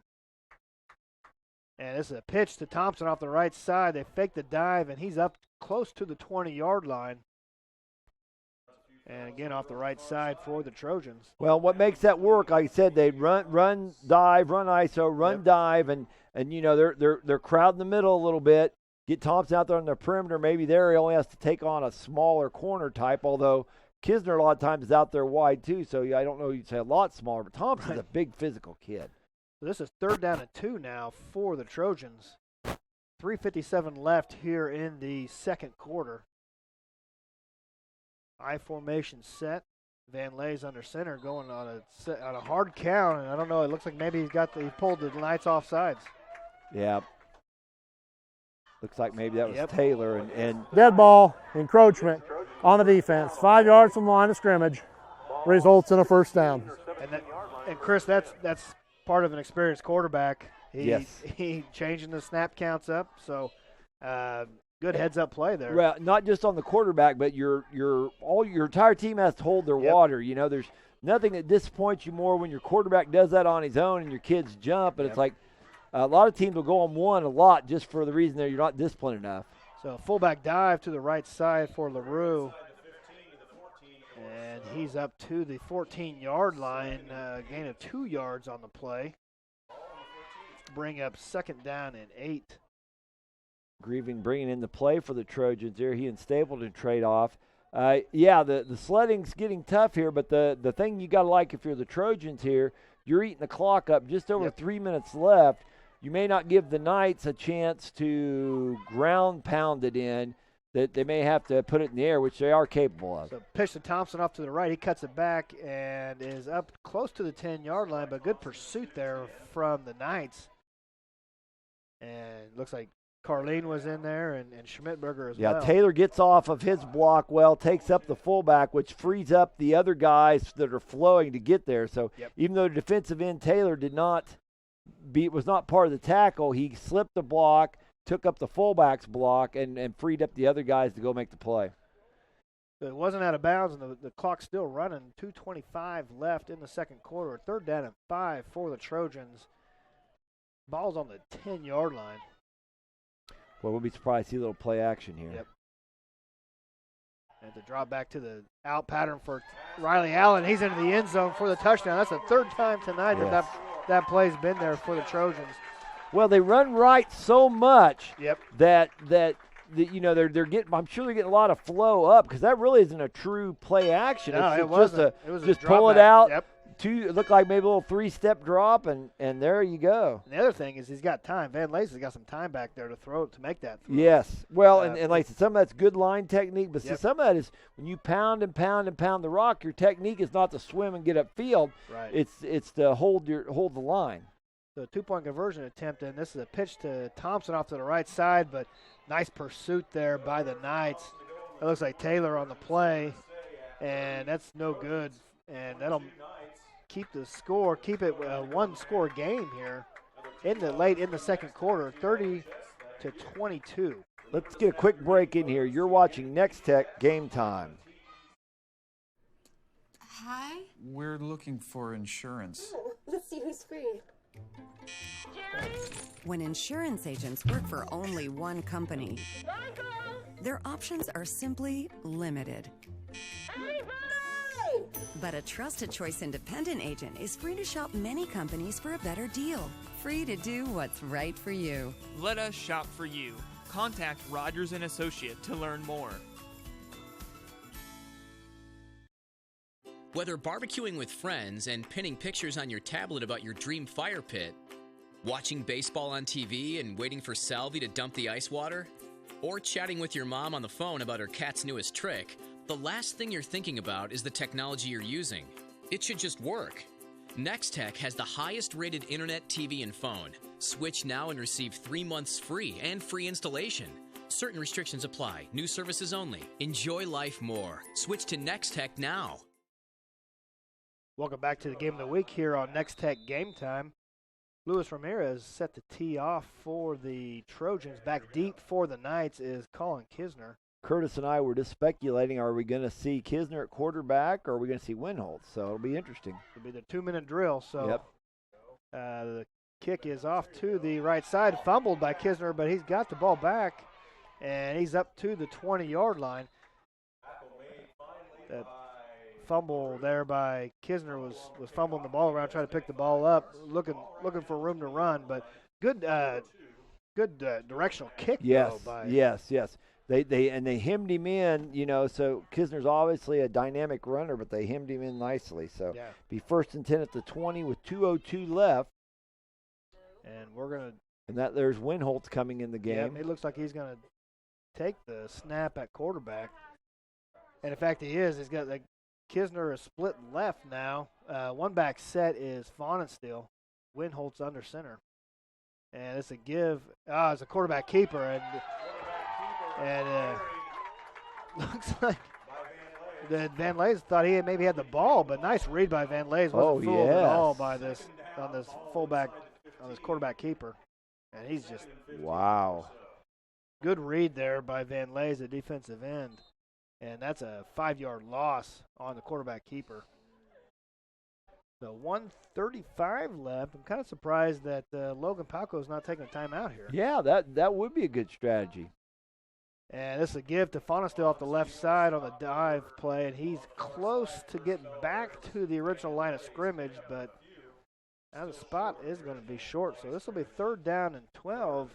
1:15 left here in the first half, and you know what, again, Coach? Chris, no timeouts. Right. Well, I wonder if Coach Jenner's thinking is, we got an 8-point lead. We're not rotating as many people as they are. Let's just get it to the locker room. Get some liquids in it at halftime. Get Thompson ready to go again. Get Van Lays, Allen, get them all ready to go, and we're going to keep our studs out there on the field. So Windholt's back to throw, and Kisner's wide open. I'm sorry, excuse me. That's number 6 on the. Caden Oberle was wide open. Nice toss there by Windholtz on a long 3rd down play. And Oberle with a nice catch. It looked like they had a couple guys open there, with Faunusdale as well. And so now. Timeout. Victoria. Second charge, timeout of the half. So Victoria's going to take a timeout, seeing if they can put something together here at the end of the half. 47 seconds left. And Chris, do you expect a little bit more of Windholtz throwing the ball? Hey, I think Aubrey says let's get a quick break, and we do what Aubrey tells us to do. So you're watching Nex-Tech Game Time.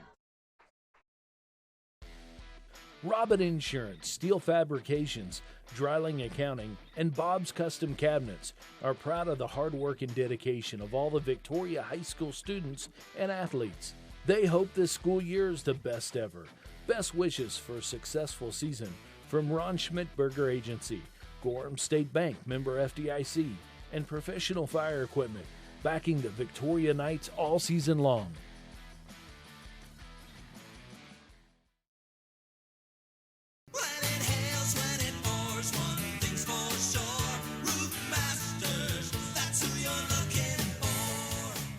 We are your Northwest Kansas premier roofing contractor. We've got you covered before and after the storm. Let us evaluate the condition of your roof and discuss options. We'll often be able to offer efficient, affordable alternatives. Call Roof Masters for a free estimate today. Roof Masters, that's who you're looking for. Welcome back to Game of the Week here on Nex-Tech Game Time. Just missed a 1-yard loss on a pass play. Windholtz out to Kisner, but a good read by the safety, Riley Allen, to make the tackle. And now down to 25 seconds left. Windholtz out of the shotgun. He's got some time looking to the left side, or looking to the right side to Kisner, and it's incomplete. So 17 seconds left here in the half. It'll be bring up 3rd and 11. That snap is just a little bit high. Windholtz brings it down nicely, but he may have felt like he had a small window to complete that ball, and that may be why he threw it low there as well. Right. So sometimes, you see a ball like you say, well, that's not thrown very well. I threw it in the dirt. Well, sometimes it's just a small window, and you're trying to fit it in there, not because the last thing you want to do if you're Victoria here, throw a interception out on a little flat pattern like that, right, or a little out, because you might run it right up the sidelines for a score. So Windholtz just a sophomore back there at quarterback, and they're going to take their final timeout. Timeout here with 17 seconds. Timeout. Victoria, 3rd and final charge, timeout of the half. Nex-Tech Game Time is brought to you by Leon's Welding and Fabrication, Nex-Tech Wireless, the Golden Q, J-Corp, and Mapes & Miller LLP. Thanks for helping us bring you tonight's excellent game here from Logan, where the home team, Logan-Palco Trojans, are up 30-22 over Victoria. The Knights coming in 2-2, had losses to highly touted Otis Bison and to Central Plains. Logan-Palco coming with a 4-0 mark, and the hype's lived up to this game so far. Yeah, Chris, it's been back and forth. Good 8-man football game. Not too much defense, a little defense on the 2-point conversions, but good solid game play by both of these teams. And it'll be interesting to see it looks like Windholt's going to come out here in the shotgun, and they're going to go for it. They're going to they got twins left, see if they got both receivers over there. So looking deep for Kisner, and he's got him open, and nice coverage there by Riley Allen. Didn't get his head turned around, but was right there running with Kisner. Good throw, though. Kisner tried to make there were a lot of good things there. Nice pass blocking there. And like you said, you want Allen to turn his head around to avoid the pass interference penalty, but sometimes you're teaching your D-back to concentrate on the hands. You see the hands come up, hit the hands. Right. And like I said, but Allen good coverage. Yeah, it was. Looks like they're going to run a play here. 9 seconds left. This is 4th down and 11. This is kind of tricky. Winholtz back to throw, and he's being rushed. Van Lees with a hit, and there's going to be a flag. I think Van Lees may have hit Winholtz just a little bit late on this. They're going to get another play here. Here, we'll watch the replay here. Yeah, maybe just a second, just a tick late. Holding on the offense. That penalty's declined. First down. Never mind. That was wrong. It was a holding now. 4 seconds left, and Logan is set up pretty good position here to at least make an attempt into the end zone. Yes, and that that's what you're alluding to, and they went for it on 4th down. It was just a little bit risky, right? Because now they've got a chance to throw a jump ball. Timeout, Logan-Palco. First charge, timeout, half. Yeah, Winholtz's throw was a little high for Oberle, but like you said, now you got 4 seconds left, and we'll see what Logan. It'll be interesting because the passing they've shown a propensity to pass the ball well, but it's been little short outs, you know. What would be really interesting here if you had another Logan-Palco player that was good at throwing the ball is line up Van Lees wide and high point him in the corner of the end zone somewhere, because I believe I've seen him play quite a bit of basketball before too, if I'm not mistaken. Well, they've got their two ends. Riley Allen's 6 foot.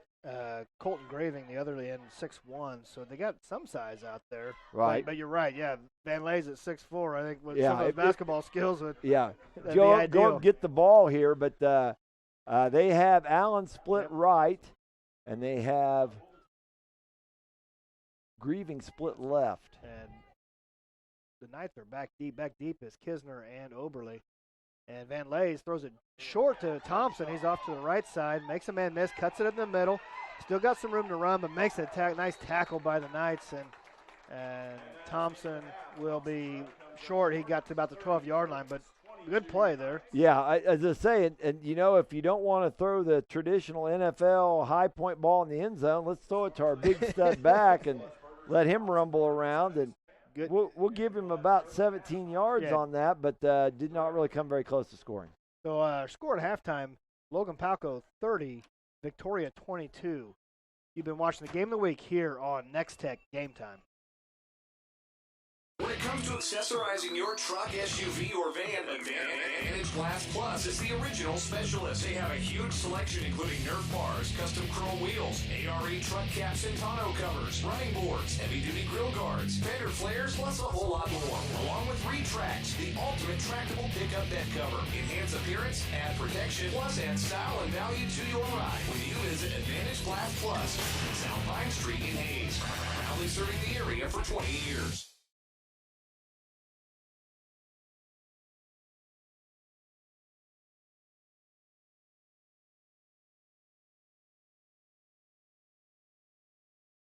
Looking for a business class phone system without the business class price? Nex-Tech Cloud Phone is a full-featured solution for businesses of all sizes. Take advantage of powerful features like voicemail to email, Find Me, Follow Me, SIM ring, and smartphone and tablet integration for a low monthly rate. There's no expensive equipment to purchase or maintain because it's all provided and supported by Nex-Tech. Sign up for Nex-Tech Cloud Phone now and receive a free Lenovo tablet and Google streaming package with Google Chromecast and Chromecast Audio.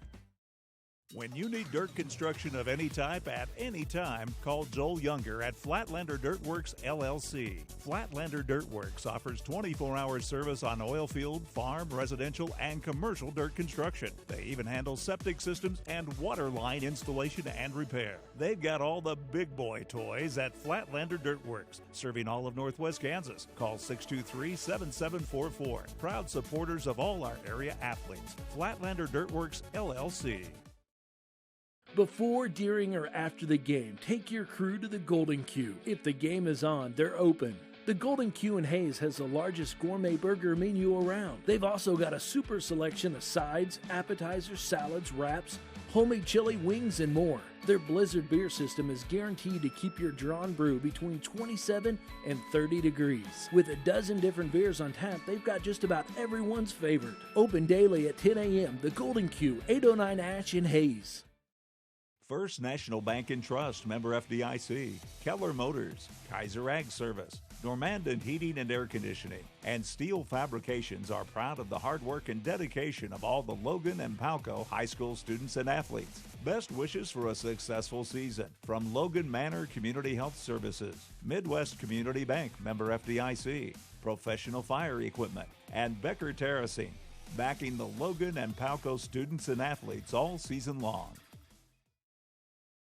We're back here at Logan-Palco where the Logan Band is giving us a nice performance here. Our score is 30-22. The hometown Trojans are ahead of Victoria Knights. Let's go to the Tri-Central Office Supply. No, I got the wrong one. Let's go to the scoreboards. Heritage Insurance Group scoreboard show. My bad. Hayes High is up on Valley Center 3-0 in the second quarter. Valley Center shock there a little bit. Yes, indeed. Beloit up over Russell 36-13. I believe Beloit was undefeated coming in that game. Russell's 2-2. They're making some steps there. We had them game one, and they did a pretty good job that night. Ellsworth up on Sacred Heart 36-0. Sacred Heart stumbling a little bit. I believe we have Sacred Heart later this year against Plainville. So next week. Yeah, that'll be interesting to see there. Hoisington over Pratt 19-7 at halftime. Abilene over Concordia 21-0. West, look at that. That's an upset. Whoa. Wichita West 0-4 is ahead of Great Bend 21-14. Not an upset. Norton over Southwestern Heights 35-0 in the second quarter. No score at halftime between Colby and Holcomb. That's 11-man football. That happens sometimes.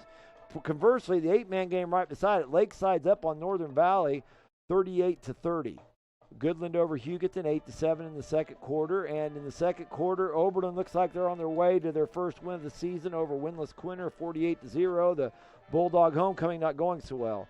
Golden Plains Heartland Christian, boy, that's really surprising. That's a 6-man game, no score. No score in the second quarter between Hill City and Trigo, just south of us a ways here. Osborne over Solomon 44-8. That's the other game. That's the other game we're talking about on the pregame show, and Osborne that's a huge score against Solomon. Yes. The Gorillas are not too strong, it looks like. Lacrosse 28-0 over Sublette. Sylvan Lucas Stockton, no score. That's a little bit of a surprise there in the second quarter because Sylvan Lucas, I guess, 3-1 on the year. Stockton's 0-4. Rock Hills over Tesket 12-6, and our score here 30-22. Finally, Otis Bison over Wallace County. That's a great game there, too. Wallace County. We had Wallace County last week. Levi Johnson was a beast at quarterback. Not a surprise. Canton Galva hasn't won any games yet this year. Central Plains is ranked. They're at 52-0 in the second quarter. That game looks like it'll be over soon. And Nest City looks like also is going to end Kinsley's night here soon as well, 60-8. I hear that Shauna has some Snapchats for us. Shauna, why don't you show us the latest?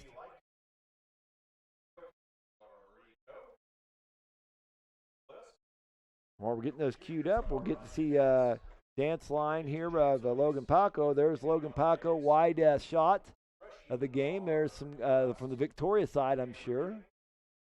Got a couple of girls there watching. Also another Logan-Palco wide angle. There's a kickoff by the Trojans.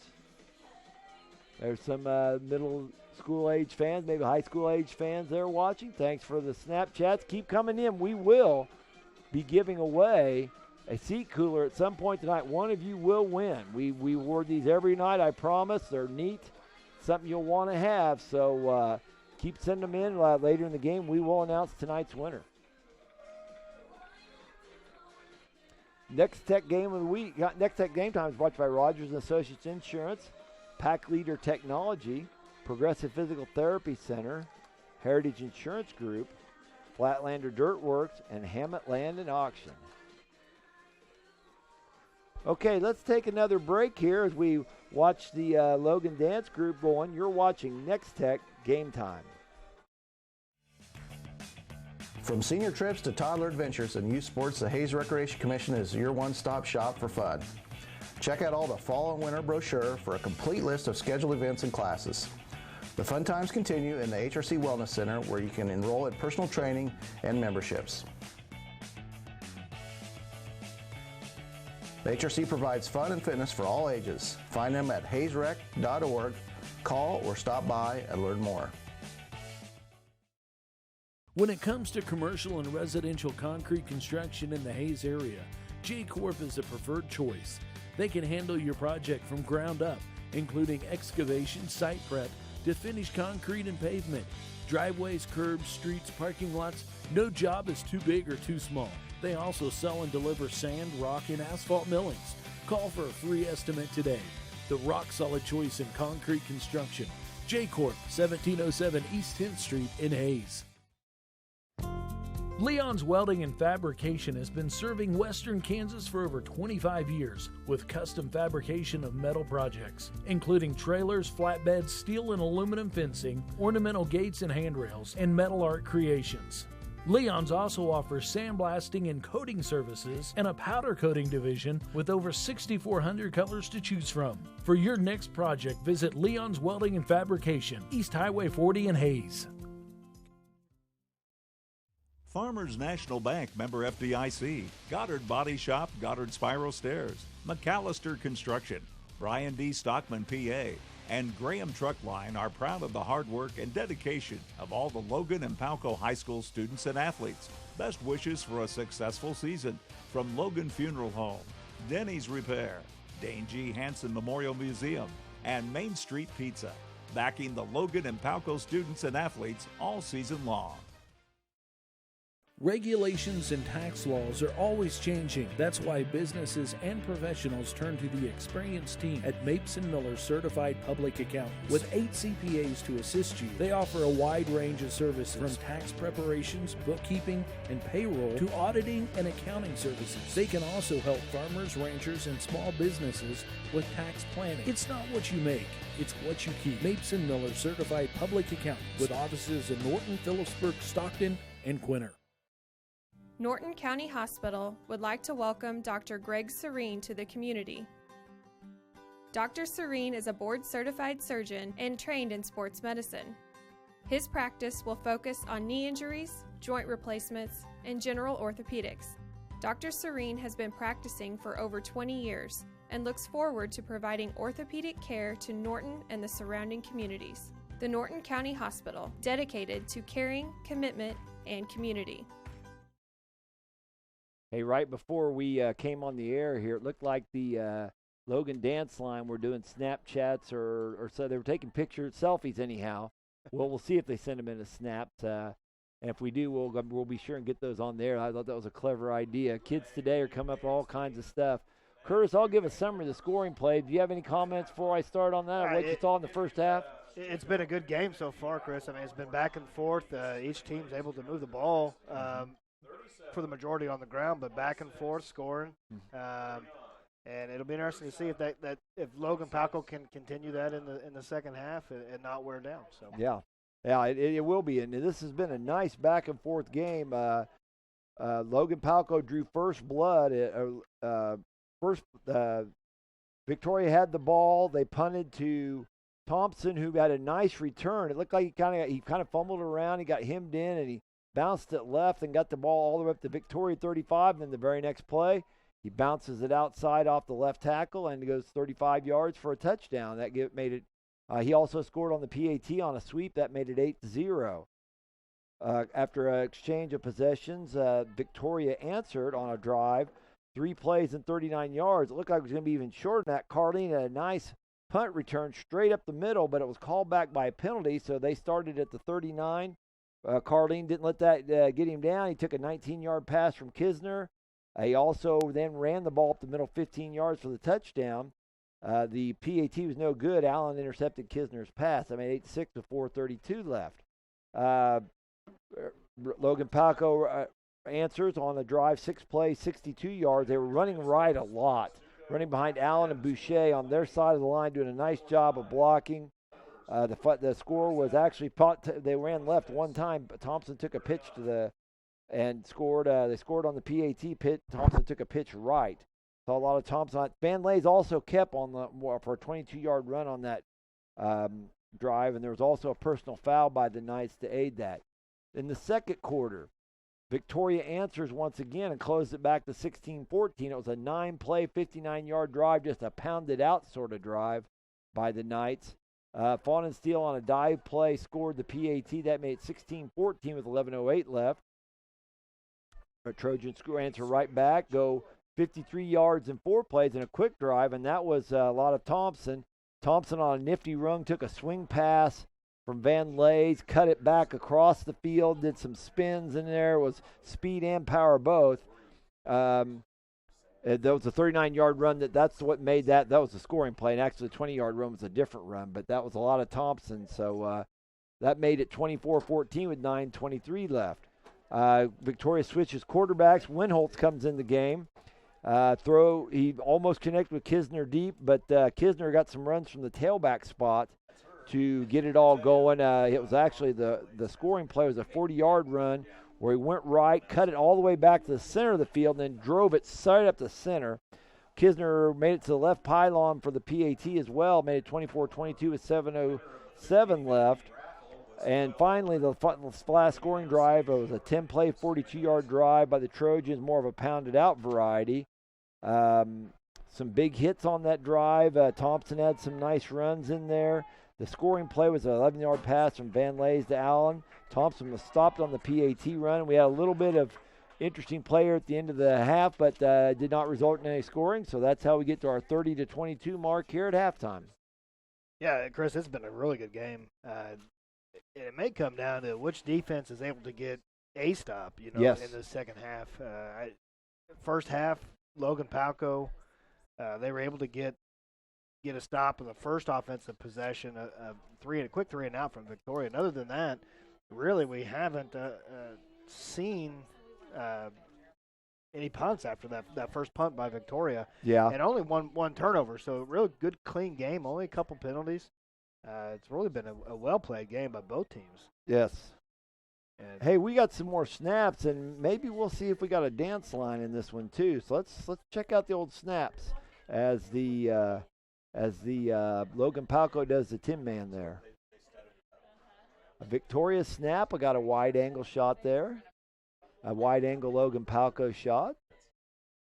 Let's see here. We got one from, it looks like that might be the halftime. There's some little guys out there on the blanket there.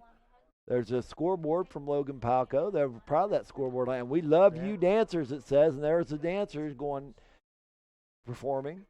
So that's it. That great job there. Keep the snaps coming. Like I said, one of you will win a seat cooler tonight. We will announce that towards the end of the game. And well, let's hope we remember, because I'm not so sure. We may have an exciting ending on our hands here. I think so. This is if the second half's anything similar to the first half, Chris, we're going to be back and forth all night. Yeah, I'm pretty sure Logan-Palco will receive here. Both teams are on the field, so I think we've restarted and we've already got the 3 minutes put back on. We have about 2:25 left here in the halftime period. I think it might be time to get a little break here. We'll get ourselves reorganized, both teams stretch it out, and get ready to go. You are watching Nex-Tech Game Time. Get more of the potential you plant with the latest from 360 Yield Center. Unlock trapped nutrients and speed residue breakdown with 360 Chain Roll. Prevent root-restricting berms to give roots access to potential-boosting moisture and nutrients with 360 Bullet Ripper Points. And capture more yield at every harvest by reducing header loss by 80% with 360 Yield Saver Replacement Gathering Chains.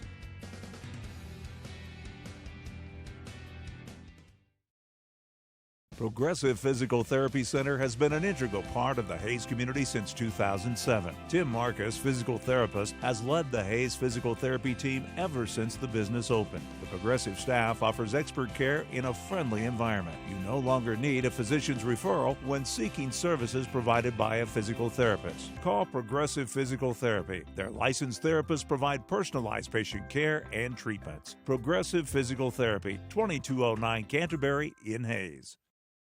I'm Dr. Dustin Cheney with the Chiropractic Centers of Phillipsburg and Stockton. Since 2003, it has been my mission to make sure chiropractic care is available in our communities. Thank you for letting my family take care of your family. The chiropractic centers are a safe, natural, and holistic choice. From infants to seniors, their doctors and staff provide comprehensive and personalized care. Remember, pain is not normal. Chiropractic is the natural choice. See their ad in the Nex-Tech directory.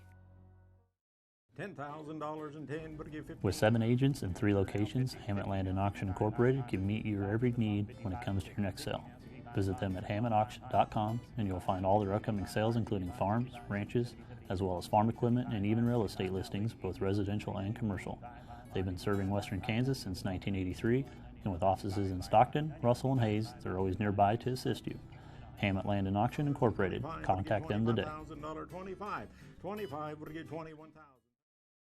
Safety at a peace of mind price. Nex-Tech Wireless introduces the simple starter plan. For only $15 per month, you can rest easy knowing you can always reach your child on their smartphone. The plan includes unlimited calling, unlimited texting, and unlimited data while on Wi-Fi. You don't have to worry about data overages, and your child will enjoy all the benefits of a smartphone. It's the simple starter plan from Nex-Tech Wireless. Unlimited talk, text, and data while on Wi-Fi for only $15 per month. At Bullseye Event Center, we consider every detail when transforming our space into the perfect setting for your event. Our newly renovated, unique facility is ideal for weddings and receptions, corporate events, and parties for up to 300 guests. We also have smaller rooms and on-site kitchen available for meetings and reunions and social gatherings. Call us today to book your next function at Bullseye Event Center, downtown Norton, where your event is our top priority. That was an interesting kickoff there. They popped it up just over the front line. The Logan-Palco returner does a nice job catching the ball in the air and just falling on it. Yeah, it looks like maybe Blake Boucher on, again, another heads-up play. Yeah. That's the second one he's made on that kickoff return tonight for the Trojans. And they're going to have pretty good field position to start this second half. 1st and 10 at the 32-yard line. Van Lay's in under center. Thompson in the tailback position, and it's a give to Thompson off the right side, and he's tripped up and able to lean forward for a couple yards, but it looked like maybe he had a little bit more open space there. Yeah, and for a runner like Thompson, you know, there's times that you're just going to get his shoelaces like that and trip him up, and they're still on schedule, but you like to get him down. You don't want to let him get rumbling in the secondary. Lucas Taylor there on the tackle brings up 2nd and 7 for the Trojans at the 35-yard line.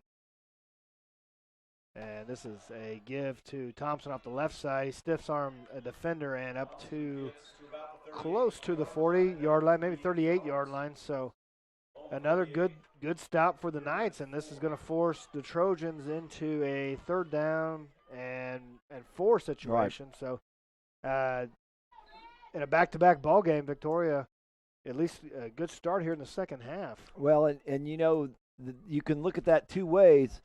Logan-Palco is still on schedule, but I said Victoria has an opportunity to get a stop here. If they get 3 more yards, then it's 4th and 1, and then you may take your chance with jamming the line of scrimmage and getting a stop there. Look for this out pattern here on this side here, Chris. They've ran it twice tonight. There's a fake dive, pitch off to Thompson, off to the right, and good tackle out there by Kisner and the Knights. Good open field tackle. That's not an easy thing to do on Thompson. No, not at all. Like you said, that's a nice stop there. Gets his head in front. Yeah. That's a good form tackle there. Colin Kisner on the stop, and it'll bring up 3rd and 4. Personal foul on the defense. 15 yards from the end of the run will result in a 1st down. I didn't see that one, but that's a huge break for the Trojans. And that was going to bring up 4th and 4, but the personal foul penalty now gives the Trojans a first down on their territory. Yeah, I'd say not just a first down, but deep in their territory now. That's in the Victoria 26, first and 10. That was huge. So I didn't see what happened, Chris. Did you happen to catch it? No. Yep. So first and 10 for the Trojans now at the 26-yard line. And it's a give to Thompson off the left side. He cuts it back inside for a couple. So good, tough run by Thompson. Tackle made there by Bryant Carleen, the senior linebacker. Yeah, you're going to get an ISO look here. And the gang tackling. They're bringing a lot of bodies to the ball there. So 2nd and 7 now for the Trojans at the 24-yard line of Victoria. And they're to the line of scrimmage in their typical tight I formation set. Van Lay's under center. And it's a fullback dive to the right. Bodie LaRue up close to the 20-yard line. And they're going to give him the 20-yard line, so that's a 3-yard gain for LaRue. And it'll be a second third down play here on the opening drive of the second half. Now you're in a territory, though, that it's most likely going to be a four down. Oh, yeah. And 8-man football, it's so hard to kick because you can't protect it right. You have an odd number on one side. So, and with this power game, they're going to go after it. The toss left to Thompson. Van Lay's out front, and Knowles on the tackle, but good forward momentum on Thompson on the side. Yeah, I love this. Van Lays gets out there, and he'll get a piece of somebody, too. Nice block out there, actually. Bodie LaRue, the fullback, able to knock Knowles back. And, Thompson able to pick up the first down for the Trojans. It'll be 1st and 10 at the 15-yard line. Good first drive, opening drive for the Trojans, trying to add on to their 30-22 lead. Yeah, a lot of Thompson on this drive. He hasn't gained big yards, and that personal foul really hurt there because it was going to be a fourth and a couple. Probably a punting, maybe a punting situation. We don't know, but another ISO play, and Thompson muscles his way up too close to the 5-yard line. Good 8-yard gain on first down. Yeah, let's see this replay here. Running it up behind Boucher as well. Yeah, Boucher and Allen on the. Yeah, you're not getting real devastating blocks out of the fullback LaRue, but the front line is just doing a really nice job there. Gain of 8 there will bring up a 2nd and 2. The ball resting at about the 8-yard line. Yep. Matt Kirkendale as well, the sophomore center. The Trojans. Yeah, Curtis Eagle Eye there picked that up. They have a different center than we expected tonight. The toss left to Thompson, and a nice tackle out there. There's a penalty marker down, thrown from the white hat from behind the play, so it might have a hold. We'll see. Wyatt Dreiling on the pursuit for the Knights made a good play out in the backfield. And it will be. The initial call, or the initial indication would be holding. We'll see. Holding on the offense. Be 10 yards from the spot of the foul. We'll replay 2nd down. They'll bring the ball back to the 24-yard line, or 19-yard line. It'll be 2nd down and 14 for the Trojans. So that moved them back from the 5-yard line back almost to the 20. So about a 15-yard penalty. Yeah, that's an expensive penalty there. It gives Victoria now an opportunity maybe to we look for Allen on a little out pattern. They've done a nice job with that. And it's a counter for Thompson to the left side. And he's met there by a group of Knights, including Jacob Welbrock, the nose guard. Yeah, fullback goes right. Thompson's going to go left. And what that does is if they're keying a lot on the fullback, a lot of times if you're running a lot of ISO, you're going to key on that fullback and try to stop him up. So Thompson gets a gain of about 4 there. Yep, 4 or 5. Brings up 3rd down and 9 from the 14-yard line. Yeah, let's make that 5. You're right. Another 3rd down play for the Trojans on this drive. They don't have to get all of this in one play. It's 4 down territory. And Van Lay's looking to throw. Nobody open. He's scrambling to the right. Still nobody open. Throws back to the middle of Thompson. And he's into the end zone for the touchdown. Nice job by Van Lays, keeping that play open, just stringing it out to the sideline, finding time. Let's watch this scramble. And like I said, that's keeping your eyes open too. Now, a lot of times they'll say, don't throw back across on a play like that. That gets a little, but he threw it out away from the defender to prevent that. So he's very patient. Hooks up with Thompson for a touchdown. Just an athletic play there by Van Lays. Staying in bounds, staying back behind the line of scrimmage. I mean, that's another thing. A lot of kids will get excited and they'll run over the line of scrimmage, and then it's all called back. So Logan-Palco on the 2-point conversion here, and it's a naked bootleg by Van Lays. He sidesteps the defender into the end zone for the 2-point conversion and extends the Trojans' lead 38-22 over Victoria. That's a good call, Curtis. He didn't lose any clothes, but that's exactly what it is, the naked boot. There's no blocking out there, and he beat the corner to get in. So good 2 back-to-back nice plays by Van Lays, and Logan-Palco extends their lead here to a 2-score game. Nex-Tech Game Time is brought to you by the Hayes Recreation Commission, State Farm Insurance, Brock Whitmore agent, Storage Solution of Hayes, Tri-Central Office Supply, and the Phillips County Health Systems. Hey, we'll give a shout-out to the folks watching at the Gove County Long-Term Care. They'll be happy not only to be watching this game, but also to hear that Quinter scored right before the half. That made it 48-6. So we won't be playing a second half in Quinter, at least for a few minutes. Well, we got some time here. I think we've got some more Snapchats. They're coming in by the loads tonight.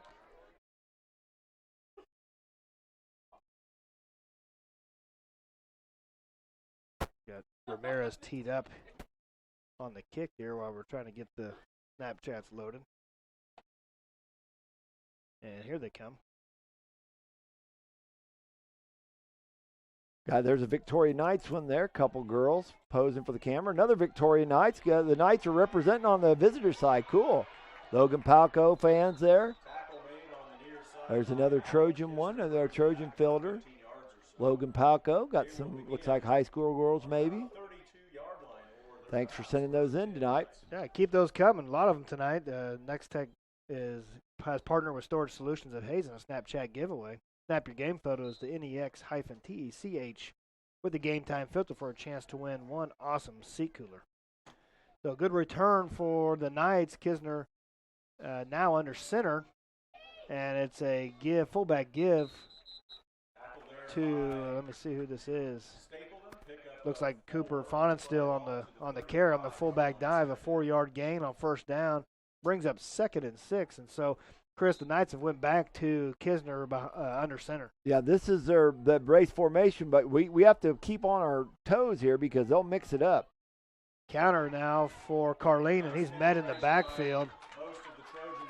And that looks like Lane Stapleton from his linebacker position for the Trojans met Carlene in the backfield. A loss of a yard. Yeah, I think that's a loss of a yard. Bring up 3rd and 7 for the Knights, and now, and Logan-Palco's drive, that a big penalty, personal foul penalty on 3rd down, which would have brought up 4th down for the Trojans, kept that drive alive. So now Victoria facing a long 3rd down play on their side of the field. Knowles comes in for Carlene, fake to Knowles, rolls right, and Kisner throws out, nice catch by Oberle. And he's out of bounds at the 10-yard line. So Kisner under pressure on the boot, but is able to avoid LaRue in the backfield and make a nice throw out to Caden Oberle, the 6'1", 147-pound sophomore. Brings the ball down and takes it up to the 12-yard line. So big 3rd down play for the Knights. 36-yard gain there. Like I said, it's 3rd and 7, so the defense is going to be up tight to the line of scrimmage. They're going to give up the 3-yard dive there if they have to. But Kisner does a nice job delivering that ball. Like we said, Winholtz did play some quarterback in the first half too. Kisner played some tailback, so they'll shake it up a little bit. So give to Carlene off the left side, and Carlene with a nice run up to the 3-yard line. Bryant Carlene on an 8-yard carry, and good first down Yeah, and they can still get a first down without getting it's not a goal to go. It's looks like about the 1.5 maybe would be a first down.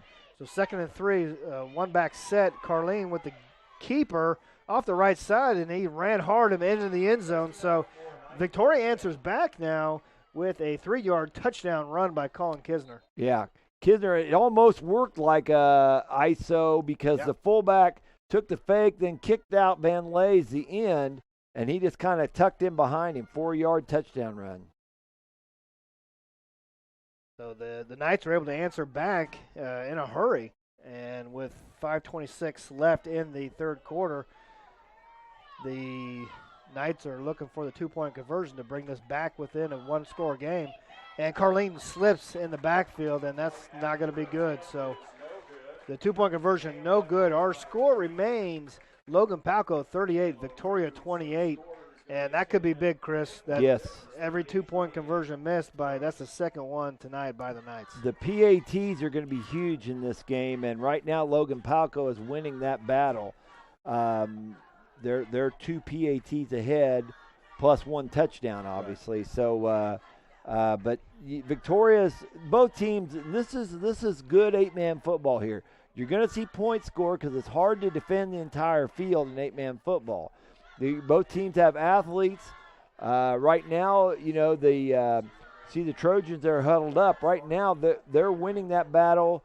They're playing. They're only playing about 9 kids, whereas the Knights are playing about 12, 13, maybe even more than that. Yep. But if their conditioning is good enough, they may win out. They're up by 10 right now, and they'll be getting the ball. Back deep for the Trojans is Van Lays and David Thompson. Thompson's averaging 25 yards per return. Trying to mix it up back there. Knights done a good job kicking away from him. Cooper Fodden still the kicker for the Knights. Even Pooch kicked it a couple times. So they've got to be ready up front. The Trojans do. And in 8-man football, it is smart to mix up your kickoff. And he does again, and covered there by Colton Grieving. Just fields the ball and goes down at the 25-yard line. So decent field position for the Trojans to start their drive. Second drive here in the third quarter. What's impressive about that is that's Fawnin still doing that. He plays a lot of linebacker, plays a lot of fullback. He's on a lot of contact. And as your legs fatigue over the course of a game, it's easy to muff a kick like that. If people think that's easy, go out and kick 10 of those and see if you get them all to roll that way, because he does a nice job of getting them to kick up. The ball is at the 25-yard line, 1st and 10 for the Trojans. And they're in their I formation set. Van Lays under center. And it's a give to Thompson off the left side, and nothing going and there's a fumble, looks like, on the play as well. And there's a scrum there. And we'll see what see the how call is. The fumble happens here. Good hit, though. Yeah, you see the ball. Oh, yeah, that ball laid there a long time. Was that Van Lays that got back on there? I think it was. He saw that. Very fortunate for the Trojans. Good defensive stop for the Knights, and brings up 2nd and long. In a situation like that, this is a physical game. This is a big boy game between the ends here, and you're kind of wailing away at each other. You don't realize the ball slipped out. So 2nd and 9 for the Trojans. 4:42 left here in the third quarter. And a pitch to Thompson to the right.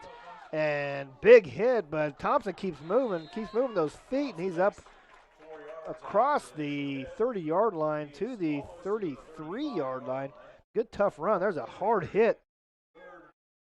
Yeah, I say there's Van Lays again getting up there, getting a decent block. Schmidberger for the Knights had a nice hit, but didn't wrap up. Yeah, and with a black like Thompson, you have to make big contact, but you also have to wrap. Tough running there by Thompson. Brings up give him a 3rd gain and of 3. 7 there. And another big down for the Knights. If they want to get this ball back. And it's a give to Thompson to the left, and he dives forward. And it's going to be, depending where they spot this. He doesn't leave his feet very often. No. That's an interesting run there, but he's thinking, I got to get to the stick. Yeah, and did get there. He did. They're gonna say he did. So it'll be 1st and 10 for the Trojans at the 36-yard line. You know, I remember you said in the pregame that he had a 36 carry game recently. You know, that's a lot of carries regardless of whether you're playing junior high, high school, college, NFL. And you know, he's involved in a lot of big contact. Thompson's a big, tough kid. Yeah, so this will be 1st and 10 for the Trojans. Give on a counter to Thompson. He breaks off to the left side. He's got some room to run. Cuts it back in. Still on his feet to the 25-yard line. Good tough run there by Thompson. Yeah, we'll watch this here. It looked like it was probably an ISO originally behind the left guard. He bounced it out to the left side. Does a nice juke there. Runs through a tackle attempt or two before he finally goes down at the 25.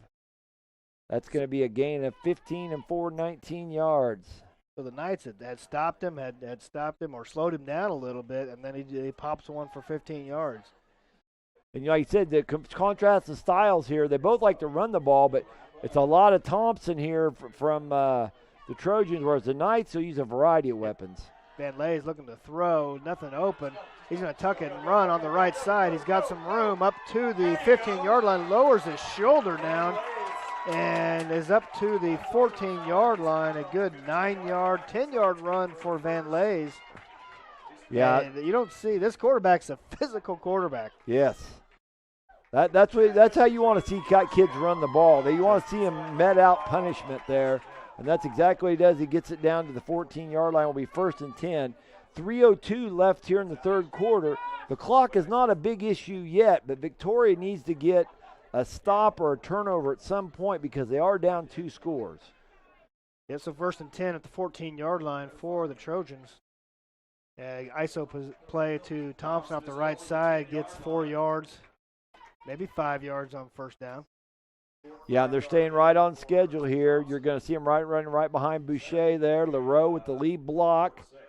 Yeah, and Leroux gets a nice block there, allowing Thompson to keep his body forward. Thompson does a nice job falling forward for a gain of 4. Yeah, he's always falling forward. That's a good sign of a good running back. It'll be 2nd and 5 for the Trojans at the 10-yard line. Thompson 6'1", 190. 190 is a good-sized kid for this level. And nice agility, too. The fullback trap there for Leroux. And he's close to the 1st down. Going to give him that to they mark him back at the 6-yard line. So it'll bring up 3rd and 2 for the Trojans.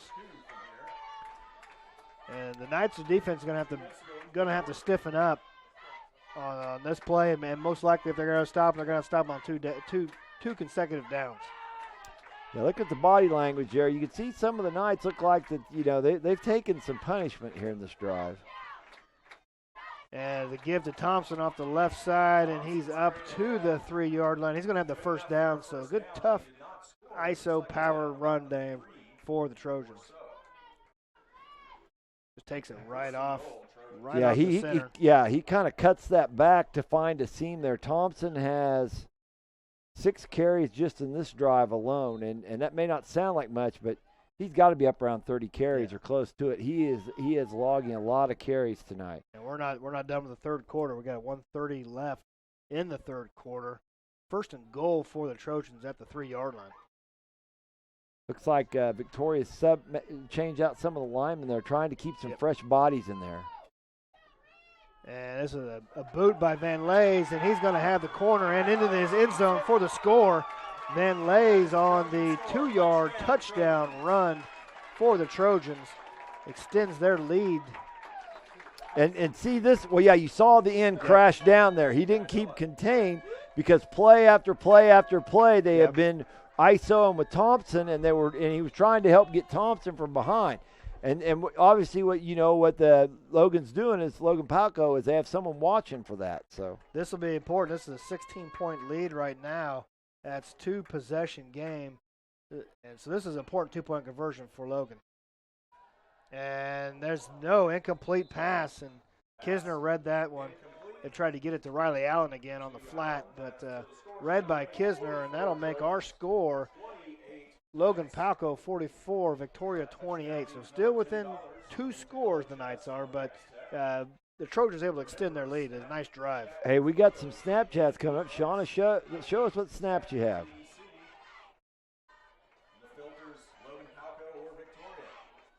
There's some Logan-Palco snaps there. They're showing the huddle here. Oh, what's this? That's kind of an interesting look. Yeah. Another Logan-Palco. We have maybe a father-daughter there. Some kids playing out on the blanket. You know, we got an old-style look here at Logan-Palco. I don't see a filter on that one, but, you know, the people can pull up their cars and watch from the cars, so you can have the kids on a blanket there on the side of the hill and watch the game. Thanks for sending the Snapchats. We will announce a litter later tonight for the awesome seat cooler. That is sponsored by Storage Solutions of Hayes. Thanks a lot for helping us bring this to Logan-Palco. We got a fantastic game here. That was a 9-play drive, 55 yards on that drive. So we've been back and forth here in the second half. Both teams scoring. Ramirez with a high kick, not deep, and Fauna still takes it at the 20. He cuts right.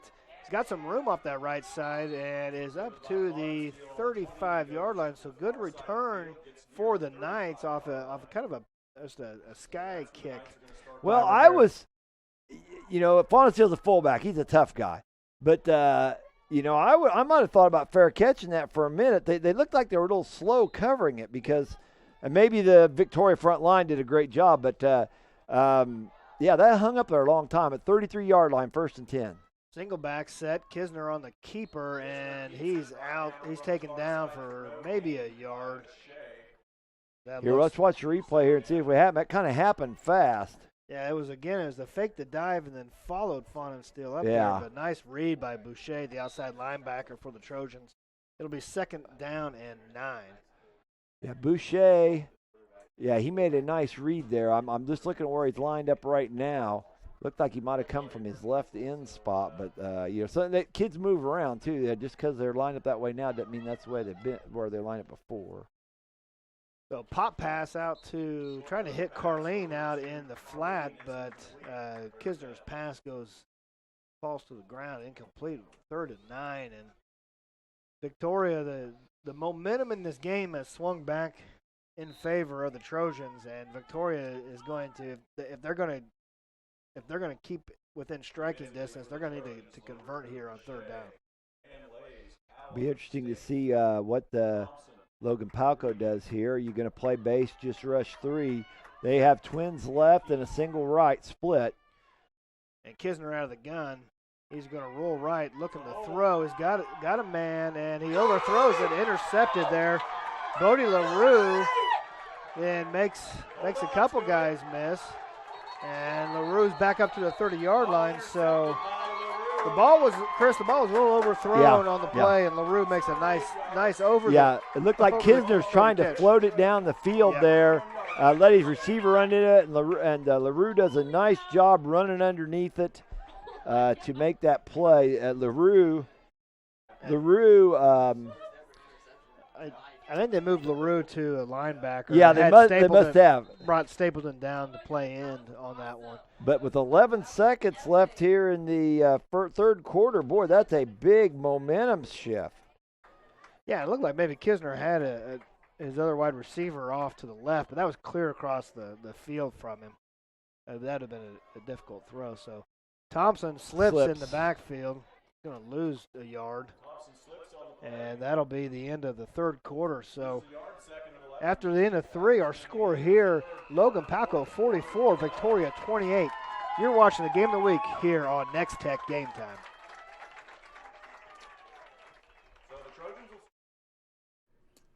Hi. We're looking for insurance. Let's see who's free. When insurance agents work for only one company, their options are simply limited. But a Trusted Choice independent agent is free to shop many companies for a better deal. Free to do what's right for you. Let us shop for you. Contact Rogers & Associate to learn more. Whether barbecuing with friends and pinning pictures on your tablet about your dream fire pit, watching baseball on TV and waiting for Salvi to dump the ice water, or chatting with your mom on the phone about her cat's newest trick, the last thing you're thinking about is the technology you're using. It should just work. Nex-Tech has the highest rated internet, TV, and phone. Switch now and receive 3 months free and free installation. Certain restrictions apply. New services only. Enjoy life more. Switch to Nex-Tech now. Back here at Logan, where the hometown Logan-Palco Trojans are up 44-28. We have a final from Quinter. Oberlin has finished that one in the third quarter by a score of 54-6. And the Trojans are set second down and 11 from the 30-yard line. And fake dive pitch out to Thompson. A nice pursuit. Looks like 56. That's Cooper Faunensteel from his linebacker position. Able to cut Thompson down in the backfield for no gain. Like you said, you're hoping to get those linebackers nosy, and Faunensteel saying, I'm nothing doing. I'm going to follow that Thompson kid. So 3rd and 9 for the Trojans, and Victoria desperately needs a stop here. Yes, they do. Yes, they do. Down by 2. Be interesting to see, we might see a little pass play here. Their passes are pretty conservative, but they're effective. And Thompson with the keeper runs tough. He was met in the backfield, but able to run through that tackle up to the 35-yard line. This will bring 4th and 5, and I think the conservative approach here would be to punt this ball away up by 2 scores. It seems to me, and I might be wrong, but it seems to me Van Lays is the punter, I think. I think you're right. And he got good hands, probably a real trustworthy kid, and he does look like he's getting ready to punt here. Van Lays averages 34 yards per punt on the year, so looking to pin the Knights deep. Carlene back deep. dropping back, yes. And it's a nice punt.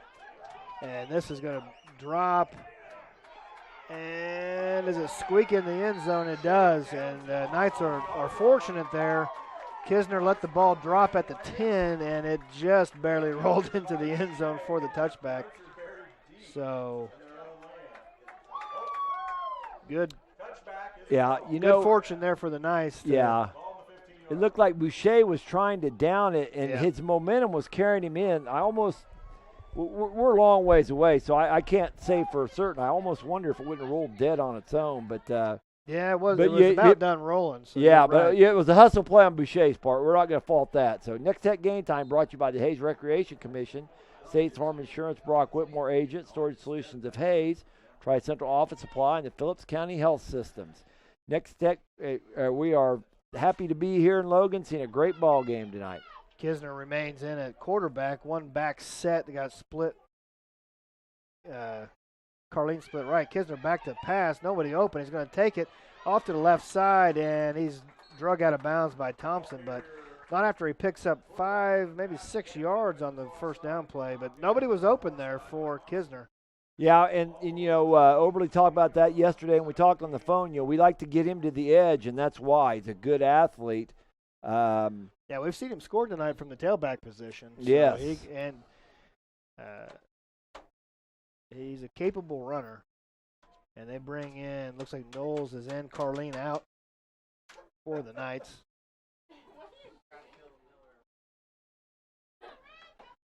And it'll be a one-back set for the Knights. Faunensteel in the backfield. Knowles split out right. And is met in the back. Lane Stapleton, from his defensive end position, read that. I think that was going to be a quarterback keeper. But right. Stapleton wasn't fooled at all by that and wrapped up Kisner in the backfield. It'll be 3rd and 7 now for the Knights. Yeah, nice play by Stapleton there. You get them in a tough down and distance now, 3rd and 7. At this point in the game, boy, you just about have to go for it, but you're deep in your own end. It will depend on what happens on this play here, but tough situation for the Knights. 3 wide receivers set for the Knights. Kisner in the shotgun. He's going to roll right, looking to throw, and overthrows his target. Carlene is out there, but in the coverage was LaRue. And that was just too high and too far for Carlene. And nice coverage out there by the Trojans. And now decision time. It's still 9:40 left in this game. It may be too early to go for it, but Thompson's already dropped back deep, so Trojans at least are looking for the punt here, and down by 16. Might be a timeout here. Timeout, Victoria. We'll take a timeout as well. You're watching Nex-Tech Game Time. Robin Insurance, Steel Fabrications, Dryling Accounting, and Bob's Custom Cabinets are proud of the hard work and dedication of all the Victoria High School students and athletes. They hope this school year is the best ever. Best wishes for a successful season from Ron Schmidtberger Agency, Gorham State Bank, member FDIC, and Professional Fire Equipment, backing the Victoria Knights all season long.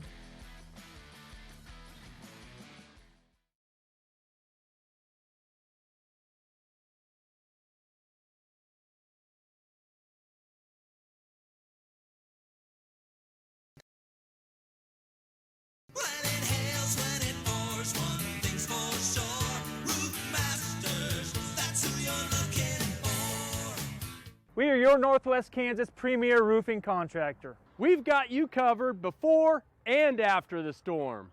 Let us evaluate the condition of your roof and discuss options. We'll often be able to offer efficient, affordable alternatives. Call Roof Masters for a free estimate today.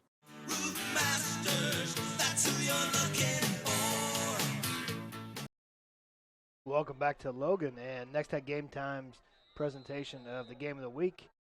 We are set 4th down here for the Knights, and they coming out of the timeout. They've decided to go for it.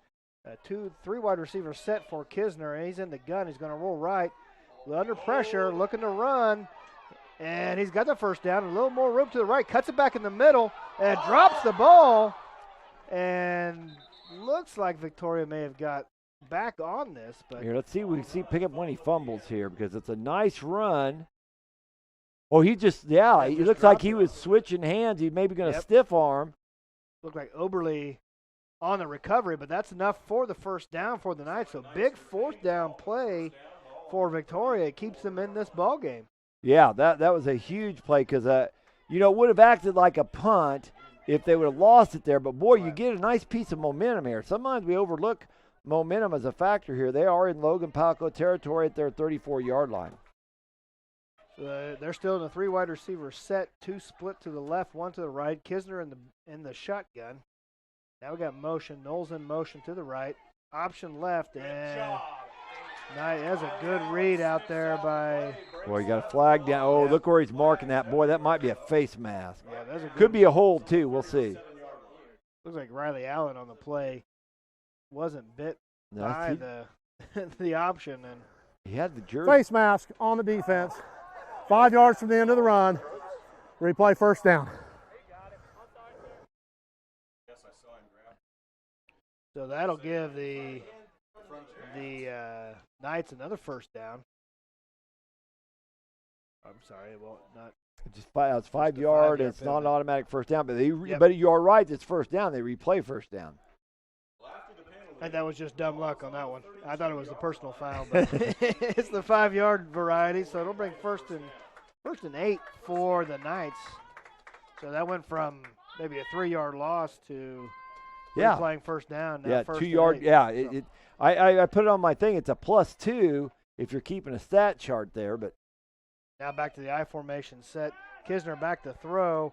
Nobody open. He's under pressure, and initially that was sacked by Blake Boucher was the first man there. Bodie LaRue able to clean that up. Yeah, you're right. A lot of guys rallied to the ball because what happened is Kisner had to bring his eyes down. Yep. So even if anyone was open, he couldn't really do anything. Like you said, LaRue was the first one there, and then he got some help. Thompson in there as well on the sack. So 2nd down and 13 for the Knights, and they're back to their shotgun 3 wide receiver set, 2 split to the right, 1 to the left. Tick, 8-10 left in the game. Kisner pump fakes, nobody open, rolls left. Yeah. There's a flag on the play, stiff arm. There are 2 flags. Yeah. And Kisner was able to get up to close to the original line of scrimmage, but we'll wait to see what this is. Probably holding. Hold the call against the Knights. Let's see what the Trojans are going to do with this. Holding on the offense will be 10 yards from the spot of the foul. Replay 2nd down. And that really puts the Knights in a hole. It'll be 2nd down and about a mile. Yeah. And that's one of those, it's going to actually count more than 10 yards because the hole was behind the line of scrimmage. Yeah, They're just initially Kisner's not finding anybody open. Right. And he has to bring his eyes down to try to scramble and stay alive, and then bad things are happening. So at least initially the Trojans have got good coverage out on the wide receivers. Now one back set for the Knights. Carlene split right, and this is a give. There's a fumble. Looks like a trap play for Fonenstiel, but he fumbled the ball. I don't know if he got a clean handoff, and looks like Logan-Palco recovers. Yeah, let's watch the replay here so we can pick up who recovered that fumble. Like I said, it's a trap. Yeah. Fonenstiel just didn't look like he got the handoff. Yeah, I don't think he had it. And so Logan-Palco now is in good position to put this game out of reach. Up 2 scores, 7:45 left in this game. We looked up here in the press box. We're not sure who covered that, but big turnover there. Logan-Palco ball at the Victoria 32. They're in their I formation set, and this is a give to Thompson off the right side, and he fights forward for about a yard. I expect we're going to see a bunch of Thompson on this drive, trying to run the clock down or at least take some time off it. And right at this point in the game for Thompson or any of the Trojan ball carriers that matter, the big thing is just ball security. If, sure, you'd love to get a first down, but if you just keep the clock running and it's 7:15 right now, that's your greatest ally. And obviously the Knights are a smart team. They're going to be trying for the strip. So 2nd down and 9 for the Trojans at the 30-yard line, 29-yard line. It's a bootleg by Van Leys off the left side. He keeps his legs moving. He was stopped, but he refuses to go down, and Van Leys up to the 13-yard line. There is a flag down. Look at Van Leys, just a strong run.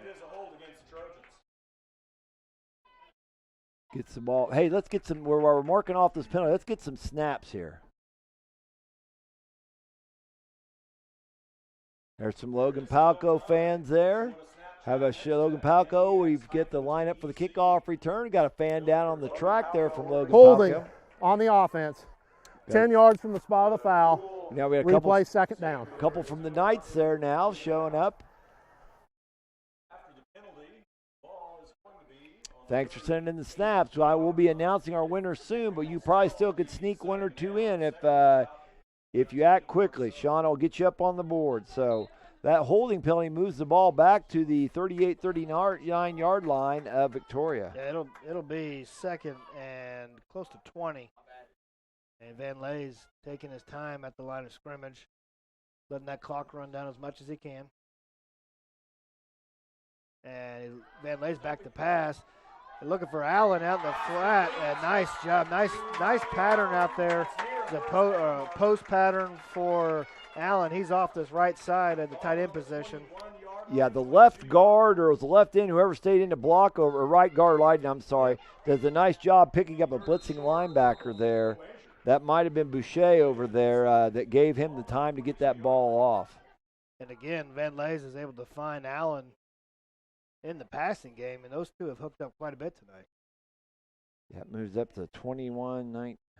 Got a measure here for the first down. See if that was enough on 2nd. If not, it's still going to be 3rd and short. Stretching the chains out here. And he's going for the first down. So 6:38 left here in the 4th quarter. Logan-Palco driving to try to put this game away. They're going to have 1st and 10 from the 22-yard line. Boy, that's a nice play there. Just keeps the clock going. You're faced with a second. It must be about 2nd, about 19. I had 20 in my notes, but and you get all 19 yards. So now you run 3 plays, and even if you run 4 plays and turn it over, you're going to need a bunch more clock, because it's clearly a 2-score game with 16-point deficit.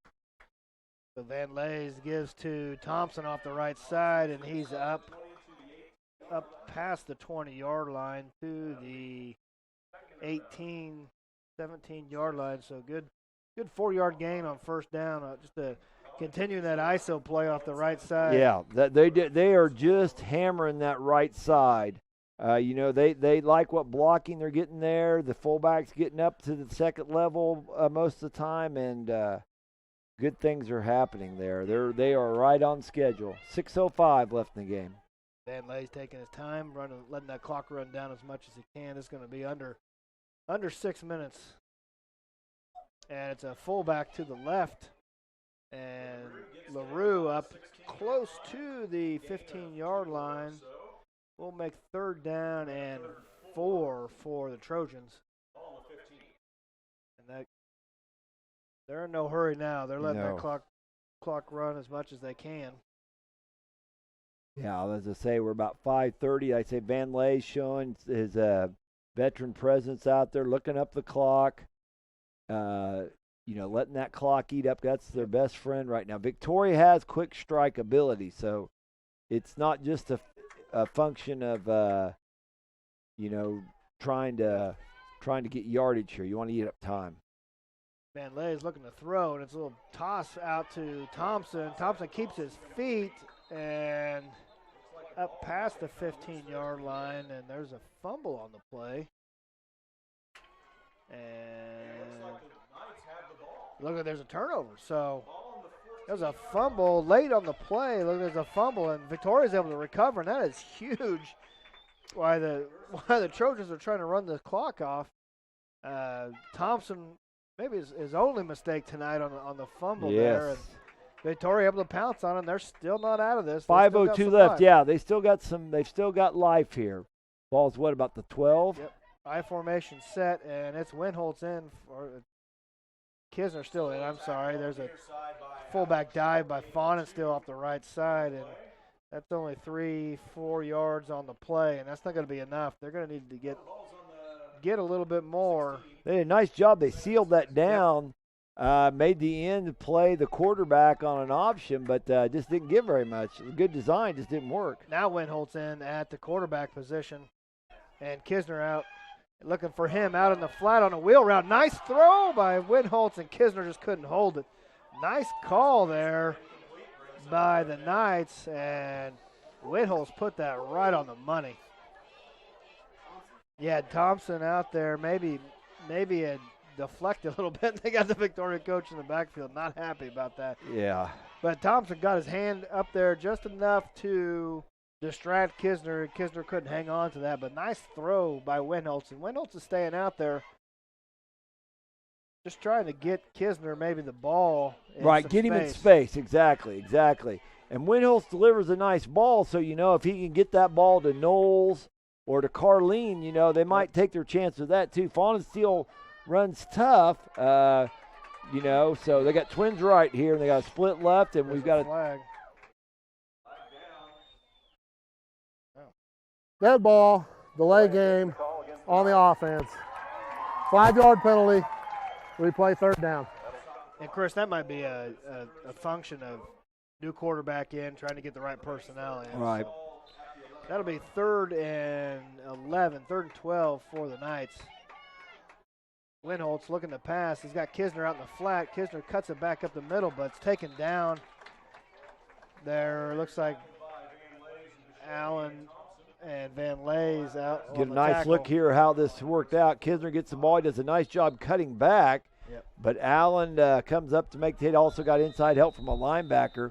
We've got a timeout. Out. Victoria. Second charge timeout of the half. Okay, let's take a break here. You're watching Nex-Tech Game Time. When it comes to accessorizing your truck, SUV, or van, Advantage Glass Plus is the original specialist. They have a huge selection including Nerf bars, custom chrome wheels, ARE truck caps and tonneau covers, running boards, heavy-duty grill guards, fender flares, plus a whole lot more. Along with Retrax, the ultimate tractable pickup bed cover. Enhance appearance, add protection, plus add style and value to your ride when you visit Advantage Glass Plus, South Pine Street in Hayes. Proudly serving the area for 20 years. Looking for a business class phone system without the business class price? Nex-Tech Cloud Phone is a full-featured solution for businesses of all sizes. Take advantage of powerful features like voicemail to email, Find Me, Follow Me, SIM ring, and smartphone and tablet integration for a low monthly rate. There's no expensive equipment to purchase or maintain because it's all provided and supported by Nex-Tech. Sign up for Nex-Tech Cloud Phone now and receive a free Lenovo tablet and Google streaming package with Google Chromecast and Chromecast Audio. Welcome back to the game of the week here on Nex-Tech Game Time. And Chris, right here is the ball game for the Knights. 4th down and 6 at the 22-yard line. They've got 4 wide receivers split. Kisner is in the backfield at the quarterback looking, and Van Lays has got some pressure on him. He's just unable to get the ball out, and there's a sack by Van Lays. Yeah, I watched that. It looked like Taylor was trying to block him out there, and that's a tough assignment, taking Van Lays by yourself. Yeah, and it looks like maybe they were sending everybody deep. Kisner looking to make a quarterback draw on that play. Yes, well, and Kisner's the type of athlete, you're right, that if you can spread the linemen out, you might take your chances. He could deke a linebacker or two and get there, but not going to happen now. So 1st and 10 for the Trojans. They're at the 14-yard line, and this is just a quarterback sneak for Van Lays. He's still going up to the 10-yard line, and it'll be a 3-yard gain. Yeah, but look at how he's got that ball wrapped up. He's not that's smart there, just saying, listen, obviously he's trying to lean forward, trying to get that extra yard, but he's got it wrapped up because the Knights are going to be reaching in there, going to be trying to pull that ball out. They have to have a turnover. And they've done that 1 or 2 times tonight. Yes. They've caused a couple fumbles, only able to recover 1, but that was on their last drive. So they're certainly capable of it. Yeah, they stripped Thompson on that last drive. So 3:15 left in the ball game. The pitch to Thompson off to the right. He cuts it up and is met at the 13-yard line, but we do have a flag on the play.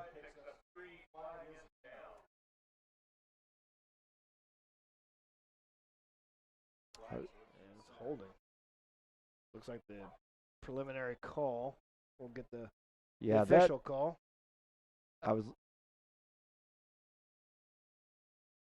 Holding on the offense. 10 yards from spot of the foul. We'll replay 2nd down.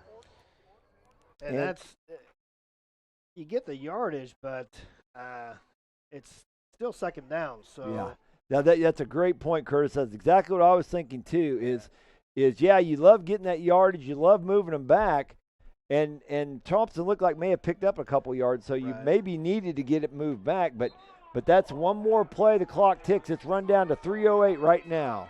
Yeah, that just gives them one more opportunity to squeeze as much time off as they can.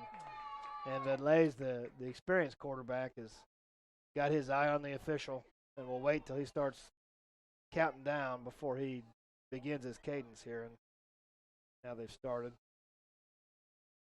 Toss to Thompson off the left, and Knowles is out there and brings him down. And is it going to be inbounds or out of bounds? I think he signaled out of bounds, but Thompson looked like was trying to get down. I think that he was trying to do the right thing. Victoria also trying to do the right thing by we're trying to run you out of bounds. So Tyler Knowles out there in his cornerback position was able to get Thompson out of bounds. So stops the clock. 2:41 left here in the 4th quarter. It'll be 3rd down and 10 for the Trojans, and they will. Yeah, that's that inbounds, out of bounds thing is a big deal. Thompson gets 7 on that. It's a nice gain. You almost wonder if he might not hook slide here on one of these plays and just say, I'll give up the yardage just to make you burn a timeout. And it's Van Lays on the keeper off to the right. And he's still fighting up to the goal line, reaches over, and there's a touchdown on the play. Van Lays on a 15-yard scamper off the right side for a touchdown, but there is a flag on the play. Nice extension of the ball there at the end. Knew where he was at, so we'll see what the call is.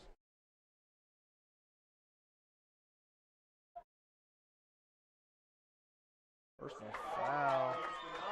Could be, got a little piece of the face mask there on the, but that's That'll be enforced on the kickoff, I believe. Yeah, I think you're right. Okay, the touchdown stands. We have a personal foul, late hit out of bounds on the defense. The offense is elected to enforce the penalty on the kickoff. We'll play the try from the 3. Good call there, Curtis, on how they're going to enforce that. It must have. Van Lays was tiptoeing on that sideline, able to reach the ball over across the goal line and score from 15 yards That's out. smart, unless someone happens to reach out and knock that thing out. But and the 2-point conversion try was given to LaRue, and he stood up right at the goal line, the 1-yard line. He's not going to make this in, so that'll make it 50-28. Logan-Palco on top of Victoria. yeah, that was it wasn't a very long drive. Kisner was sacked on a 4th down play by Van Lays that made a short drive. But not only was the touchdown hurtful, but also they ran clock off. They took the ball at 4:02 and scored at 2:33.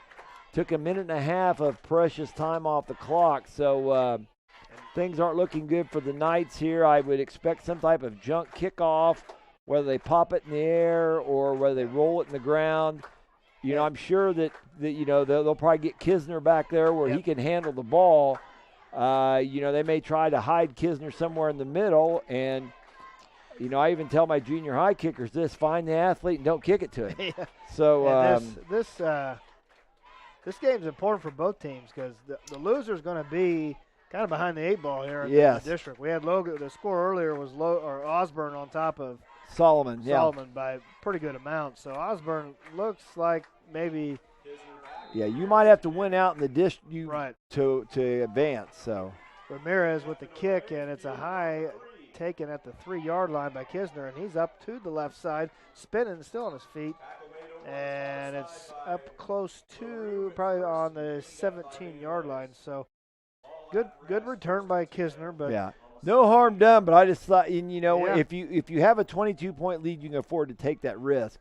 But I just, if I were coaching, I would not want to put that ball in his hands and give him a chance because he's an athlete. He can make things happen. Looks like the ball's about 17, 18-yard line. Will be 1st and 10 with 2:27 left in the game. I seen Cooper Winholtz coming in. He will be the quarterback. And this is a give to the fullback. Up to about a 1-yard gain on the play. Looks like that was Carlene in the fullback position on the dive.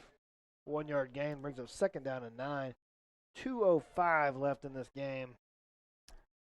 Looks like the Knights are just going to be satisfied to run some plays. It looks like an offset line because offset to the right maybe. Maybe I'm wrong. They've got Winholtz back to throw, and he's got a man open, wide open. That's Oberle, and he drops it. That's it. It was a nice throw and catch out there. Oberle was open. Winholtz put the ball right on him again. Winholtz with a nice toss right on the money. Oberle unable to secure the ball. So it'll bring 3rd down and 9 for the. Victoria running that fullback dive first play. Yep. The thought maybe was, hey, we can lull them into a big play, and they lulled me into a big play. But Allen wasn't fooled. The ball was there. He could have caught. Allen looked like may have got a punch in there at the end to help dislodge that. But the ball was there, nicely delivered. And this is a give to Carlene off the left side, and he's up across the 20-yard line to the 22-yard line. And it'll bring up 4th down and 7 for the Knights. Now Carlene leans forward trying to get that extra yard, but right now that 1 yard isn't going to help much. There's 1:25 left here in the game. 4th and 7. Yep, they're kind of slow getting the ball or the play in. Looks like Oberle. And Oberle's deep to punt this ball, or at least that's what's the formation set up. No one's deep for the Trojans, and that's a high, short punt. He had a little bit of pressure to come into Van Lays was in there trying to get a piece of it. It looked like he kind of had to short leg it just a little bit. So, and it's the Trojans will take over 1st and 10 at the 38-yard line. And looks like their first-team offense is coming in, a couple knees, and this game will be over. But, we talked about in the pregame, Chris, whether or not Logan-Palco could match the physicality of Victoria, and I think they've answered. Yeah, I think they've answered. And they've answered, too, that, they're not playing any type of platoon ball. No. And, they're basically, playing about 9 kids, and they were able to withstand the Victoria nearly platoon football. So, yeah, and they, the other question was, last 2 years they've been close to the playoffs, and they just haven't been able to get over that hump to beat the upper-level teams in their district, the St. Francis, the Atwood, the Osborns, the Victorias. And so tonight's a big win for this program. Yes. And it gets them in a good position to make their first playoff appearance in 10 years. So that should be the ball game. 15 seconds left on the clock, and Logan-Palco is going to come away with a big win over Victoria. Our score 50-28. We'll be back to wrap this up here on Nex-Tech Game Time. What a nice night for a game. Yes. When you need dirt construction of any type at any time, call Joel Younger at Flatlander Dirt Works, LLC. Flatlander Dirt Works offers 24-hour service on oil field, farm, residential, and commercial dirt construction. They even handle septic systems and water line installation and repair. They've got all the big boy toys at Flatlander Dirt Works, serving all of Northwest Kansas. Call 623-7744. Proud supporters of all our area athletes. Flatlander Dirt Works, LLC. Before, during, or after the game, take your crew to the Golden Q. If the game is on, they're open. The Golden Q in Hayes has the largest gourmet burger menu around. They've also got a super selection of sides, appetizers, salads, wraps, homemade chili, wings, and more. Their Blizzard beer system is guaranteed to keep your drawn brew between 27 and 30 degrees. With a dozen different beers on tap, they've got just about everyone's favorite. Open daily at 10 a.m. The Golden Q, 809 Ash in Hayes.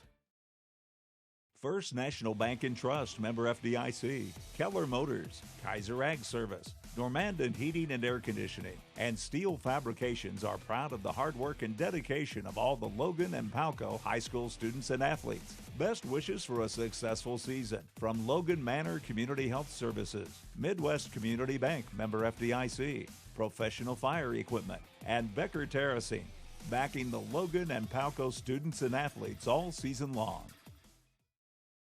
Welcome back to Logan and Nex-Tech Game Time's presentation of the game of the week, where our final score here, Logan-Palco 50, Victoria 28. And what a good performance here for the Trojans. Oh, yeah, excellent performance. They limited the turnovers. They're playing basically about 9 kids, and Victoria's playing about 13, 14 kids, but just didn't make mistakes. Just physically, mentally tough.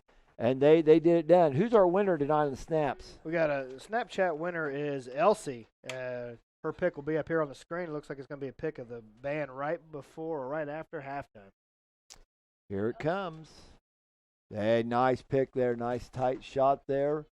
There's the Nex-Tech Storage Solutions cooler. There's the Logan-Palco. These are some that came in late. Yeah, the last one here should be the winner. Yeah, right here's our winner right here. My bad. So nice pick there. Has some of the band kids in there. That's a great job. Let's go to our scoreboard. Yeah, Nex-Tech scoreboard brought to you by Heritage Insurance. Fourth quarter, Valley Center's up on Hayes, 17-6. Beloit big over Russell, 60-33. Hoisington 32, Pratt 14. That's a final. Ellsworth over Sacred Heart, 55-7. That's a final. Smith Center big over Oakley, 43-13. Abilene over, and that's a good one. That Great Bend comes back to win 42-21. Norton big over Southwest Heights. Lakeside big over Northern Valley, although Ward Valley scored 42 there. Ellenwood 20-12. Goodland is down to Hugoton 35-28 in the fourth quarter. That's a final. Oberlin over Quinter 54-6. Scott City 21-7 over Ulysses. Plainville up over Republic Valley 36-6 at halftime. A final just down the road here. Trigo Salzal lost 2. They lose to Hill City 37-12.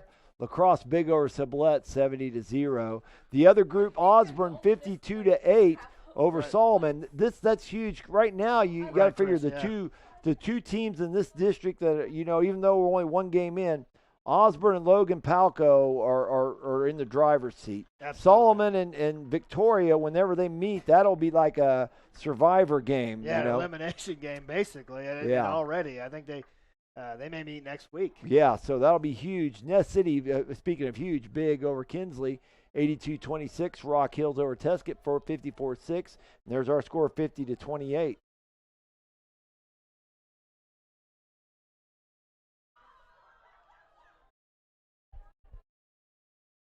There we go. Plainville 36-6 over Republic County. No, that's the same page. Here we go. Wallace County has rallied to beat Otis Bison. Big win there. That's a district game, I believe, too. That might be the two teams that come out of that district. Wallace County 28-20 over Otis Bison. Sylvan Lucas 52-12 over Stockton in the fourth quarter. Central Plains, as you expect, 4-0 versus Zone 4, 50-0. St. Francis is big over. St. Francis number one team in 8-man D1. Hoxie's not a bad ball club. They're now 2-3 on the season. And a final, Cimarron over TMP. The Monarchs played them tough. Yeah, played them tough. I think they thought, they liked their chances in this game, but they come up short 14-0. And that is our Nex-Tech Game Time scoreboard presented by Heritage Insurance. And Chris, this game was back and forth. First half, second half started that way, but Logan-Palco was just impressive tonight. They met the physicality of Victoria, and they wore them down. Even less depth on their side, but they wore the Knights down late in the game in the fourth quarter, able to pull away. Yes, it was, and it was nothing really fancy, but they would dive the fullback just often enough to keep them honest. They'd run Thompson on the ISO, and once in a while pitch to Thompson. Thompson had a ton of carries tonight, and then every time that that maybe that DN started cheating down a little bit, then Van Lays would get a naked boot. He had a couple of big runs on naked boots. I think one was a PAT, and there was a couple other runs he made that were big. And throwing the ball. He had a good game tonight, throwing the ball, hit Riley Allen a couple times. Yep, hooked up with Allen a couple times. Nice play. Van Lays made some big plays on defense as well. It seems to me he had a big hit and stripped the quarterback, Kisner or Winholtz, one of the two. I think it was Kisner. So just a solid all-around game by Logan-Palco. And now, obviously they'll still need to beat Solomon. And Solomon's coached by Tiernan, the legendary coach, had some success at Osborne, had some success in Eastern Kansas. But that'll be big. Yeah. Victoria needs they got to get by Solomon, and they need to figure out a way to beat Osborne, or they're going to hope for some upsets. Yeah, their streak of 14 consecutive playoff appearances may be in jeopardy. Their backs against the wall for the rest of the season. This district is still difficult, and it's going to be wide open. But that's our game tonight, the game of the week, and our final score here: Logan-Palco 50, Victoria 28. For Chris Lee, I'm Curtis Brown. You're watching Nex-Tech Game Time.